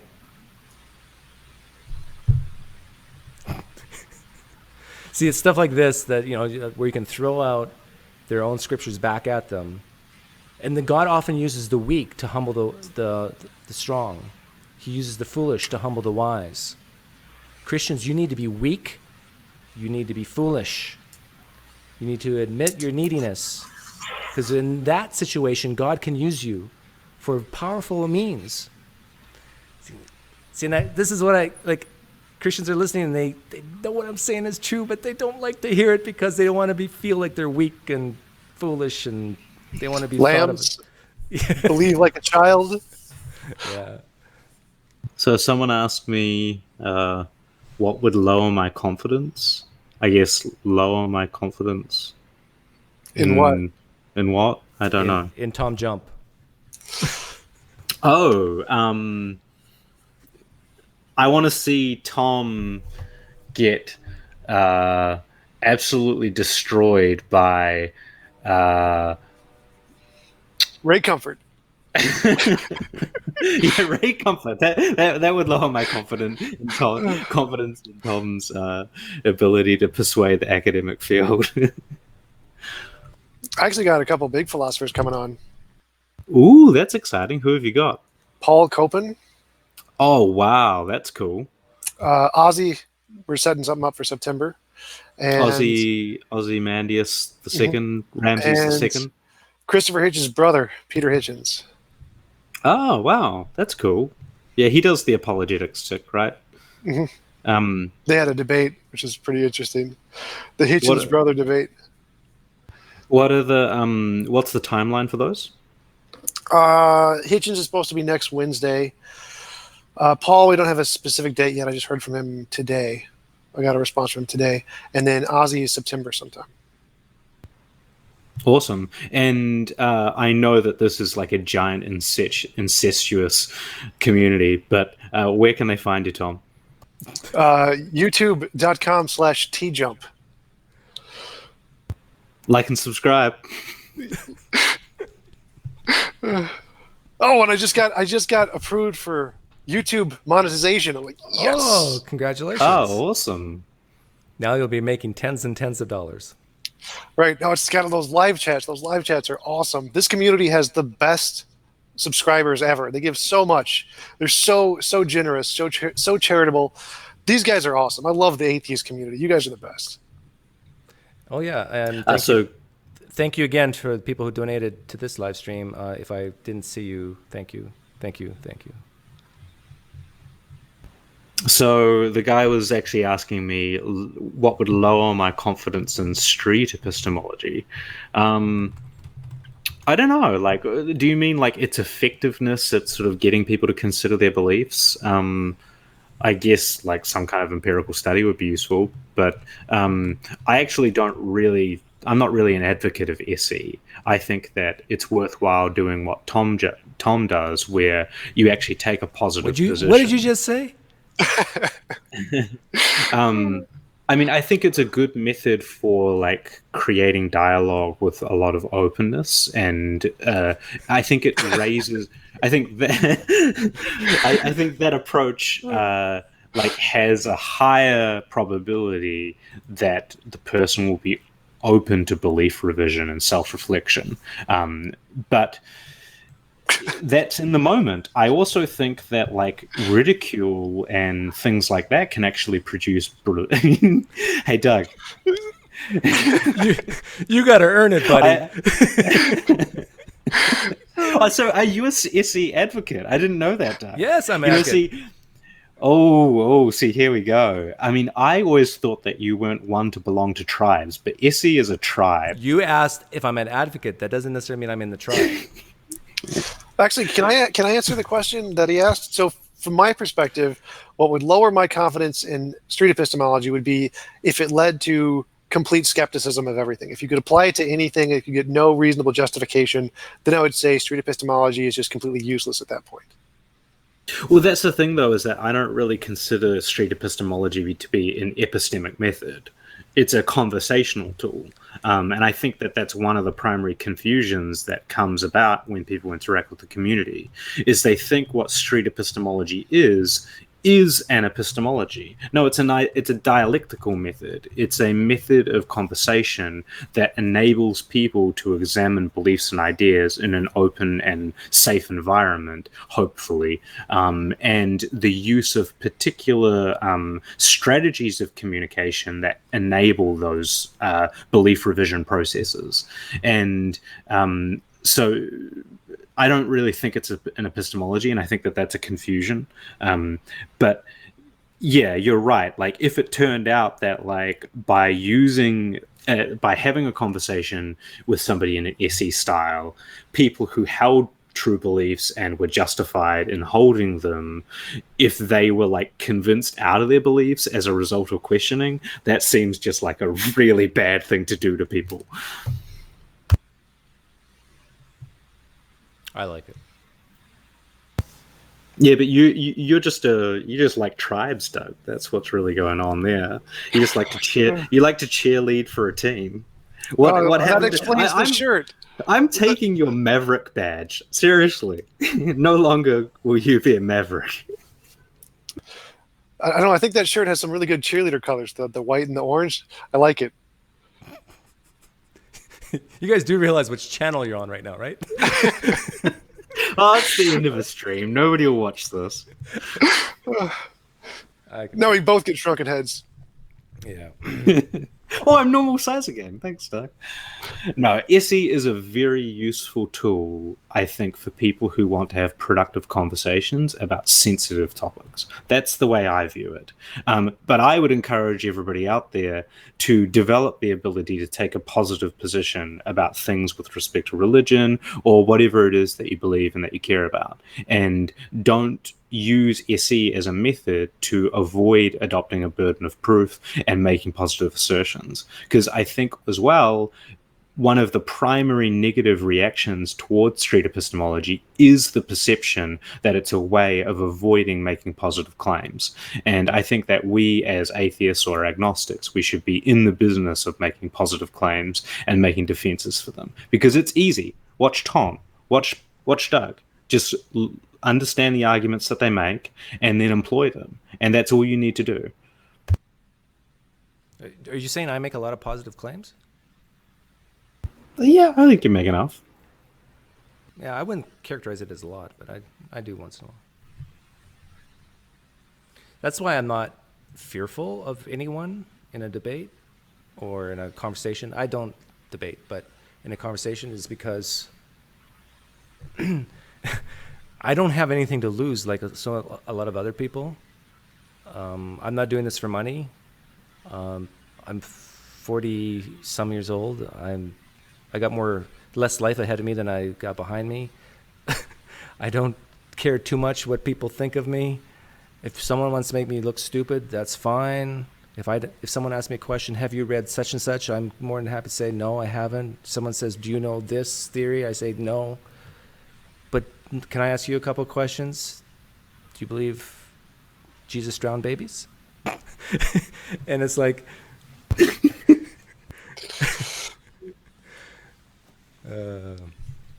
I appreciated your recent snippet of Mike Winger in that past discussion about drowning babies. Oh, did you watch it, Tom? Yeah, the part where you said where he brought up the case of an assaulter. He said, well, would you proof or drown the assaulter? And you said you'd proof him. And he said, no, you should drown him because he deserves to be drowned. Yeah, this thing, there's a really strong sense of, what is it called? Retributive justice within Christian mindsets. And, I actually, reject that whole thing. I think that when we develop methods that can change people in such a way that they act as moral agents and aren't antisocial, I think that we should employ those methods instead of, killing people. people and poofing people, and like, you know, poofing people is like the best way to deal with a problem when you want to kill somebody. But, you know, the ideal is that you don't have to kill them and you actually restore them to being moral human beings who can engage in society successfully. Yeah, I really like Sam Harris's dialogue on that, where he talks about how the Texas shooter had the brain tumor, which caused him to do all those things, and removing the brain tumor would cure him of the disease. And the same, there was a sexual predator for the same thing. He had a brain tumor which caused it, and removing that caused him to be a normal human being in society again. It seems like we shouldn't ever have that retributive justice. It should be always a cure people of the ailment that's causing that kind of damage to them. We shouldn't ever try and hold it against them like there's some kind of soul that they have earned this punishment, and it's their fault in some way. It's just not. It's just unrealistic. Exactly. Yeah, like, what is it about this person that is causing them to engage in such antisocial behavior, and can we fix it? That's a better question. Is it bad of me? I actually felt a little bad about. I didn't feel bad. About what? I didn't feel bad about putting it up, but after I saw the comments start flowing in on the Mike Winger one, I started going, "Oh my goodness, he's getting destroyed," and I guess rightly so. But like, I can't imagine that being me. And at some point, Mike Winger's going to see that video if he hasn't already, and he's going to start scrolling through those comments. And actually, Mike, if you ever watch this, don't do it. Stay away. Don't even open that video. You want to forget that. But yeah, it's. I don't know. I think Mike's been around long enough to know that YouTube comments and Twitter comments are all cancer. I think he knows. No, but some of those. You hear that, folks? Yo, cancer. No, that was such a slam dunk at the end there that it's like he can see clear as a bell. He would poof the kids in his thought experiment, but it's like he was the epitome of a slave. He's the epitome of a slave saying, "Yes, master, whatever you say, master. If you want to drown my children, go ahead, master. I'll do whatever you want, master." It's like, it is the utmost sickness. And he showed it clear as a bell there. It's like the story of Abraham and his son. Yeah. Chris, antisocial, I mean, I'm not going to be able to give like some really adequate definition, but I don't mean antisocial in the sense that you're a person who doesn't want to engage socially. Antisocial more means engaging in behaviors that harm people in the social sphere. So like antisocial personality disorder, psychopathy. Yeah. Adam S.E. asked if I have any new thought experiments that I'm working on. There was one that I just put on Twitter a while back. I forget what it was, though. It must not have been very good because I forget what it is. But I think when I did this video of Mike Winger that I put up yesterday, I was reminded of a thought experiment I have done with him. And I don't think I've done it with anybody else, but it's the question, would you rather have Jesus in the flesh or just spiritual? So in other words, would you rather have this personal relationship with Jesus as Matthew did, or as Peter did, as portrayed in the New Testament, or would you just have what you have now? And almost every Christian is going to say, "Oh yeah, having that with Peter, in the flesh, is better." And then when you really go down the road of why exactly is it better, and it just shows that it weakens their relationship that they currently have, the idea of it, that maybe it's not even existent. Maybe it's just made up in my mind. And so I should use that more. So yeah, non-Christians, if you're listening and someone's telling you about their personal relationship with Jesus, ask them that question. Would you rather have been like Peter and see Jesus in the flesh? He's still God, but he's in the flesh, or what you have now? And they'll say, well, no, yeah. And then that's wise. And it's about hearing, touching, hugging. Well, so let's, not considering the personal relationship side of things, but like, let's just take the hypothesis seriously for a little bit. I want the fleshy Jesus, because the resurrected fleshy Jesus is made of some type of supernatural substance. He is some type of transformed spiritual body that we want to test as scientists, because I assume it's not made of like regular stuff, but yet somehow it is the case that the apostles saw him with their eyes. So what? Was it using smotons or botons, or was it using photons? And if it was using photons, then what was Jesus made out of? You know why I'm laughing? Fleshy Jesus. Fleshy Jesus. Someone clipped that. Cam Spires, I want the fleshy Jesus. So I'm channeling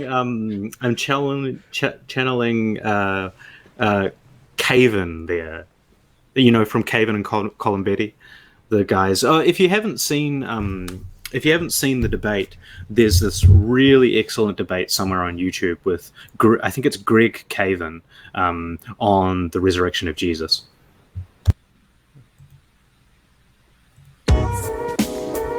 Okay, I started the music. You guys can't hear it, but we got 2 minutes left. So if anybody has last minute questions.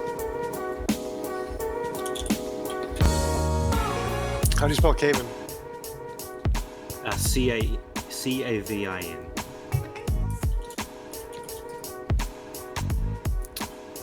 I want the fleshy Jesus too. Getting back to what we started with.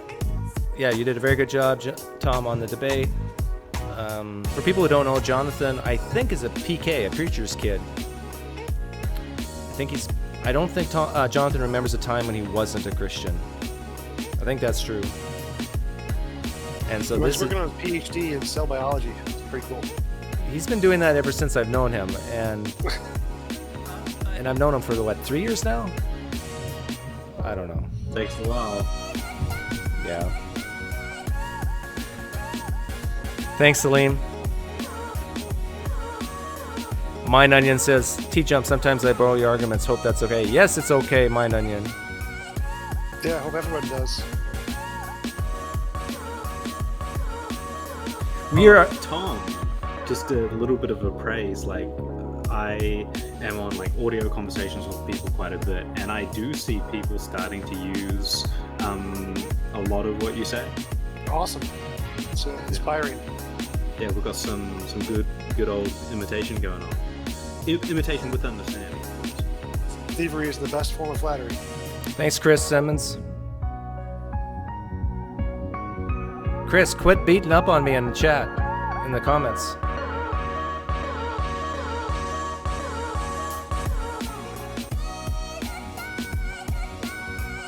Thanks, Jordan.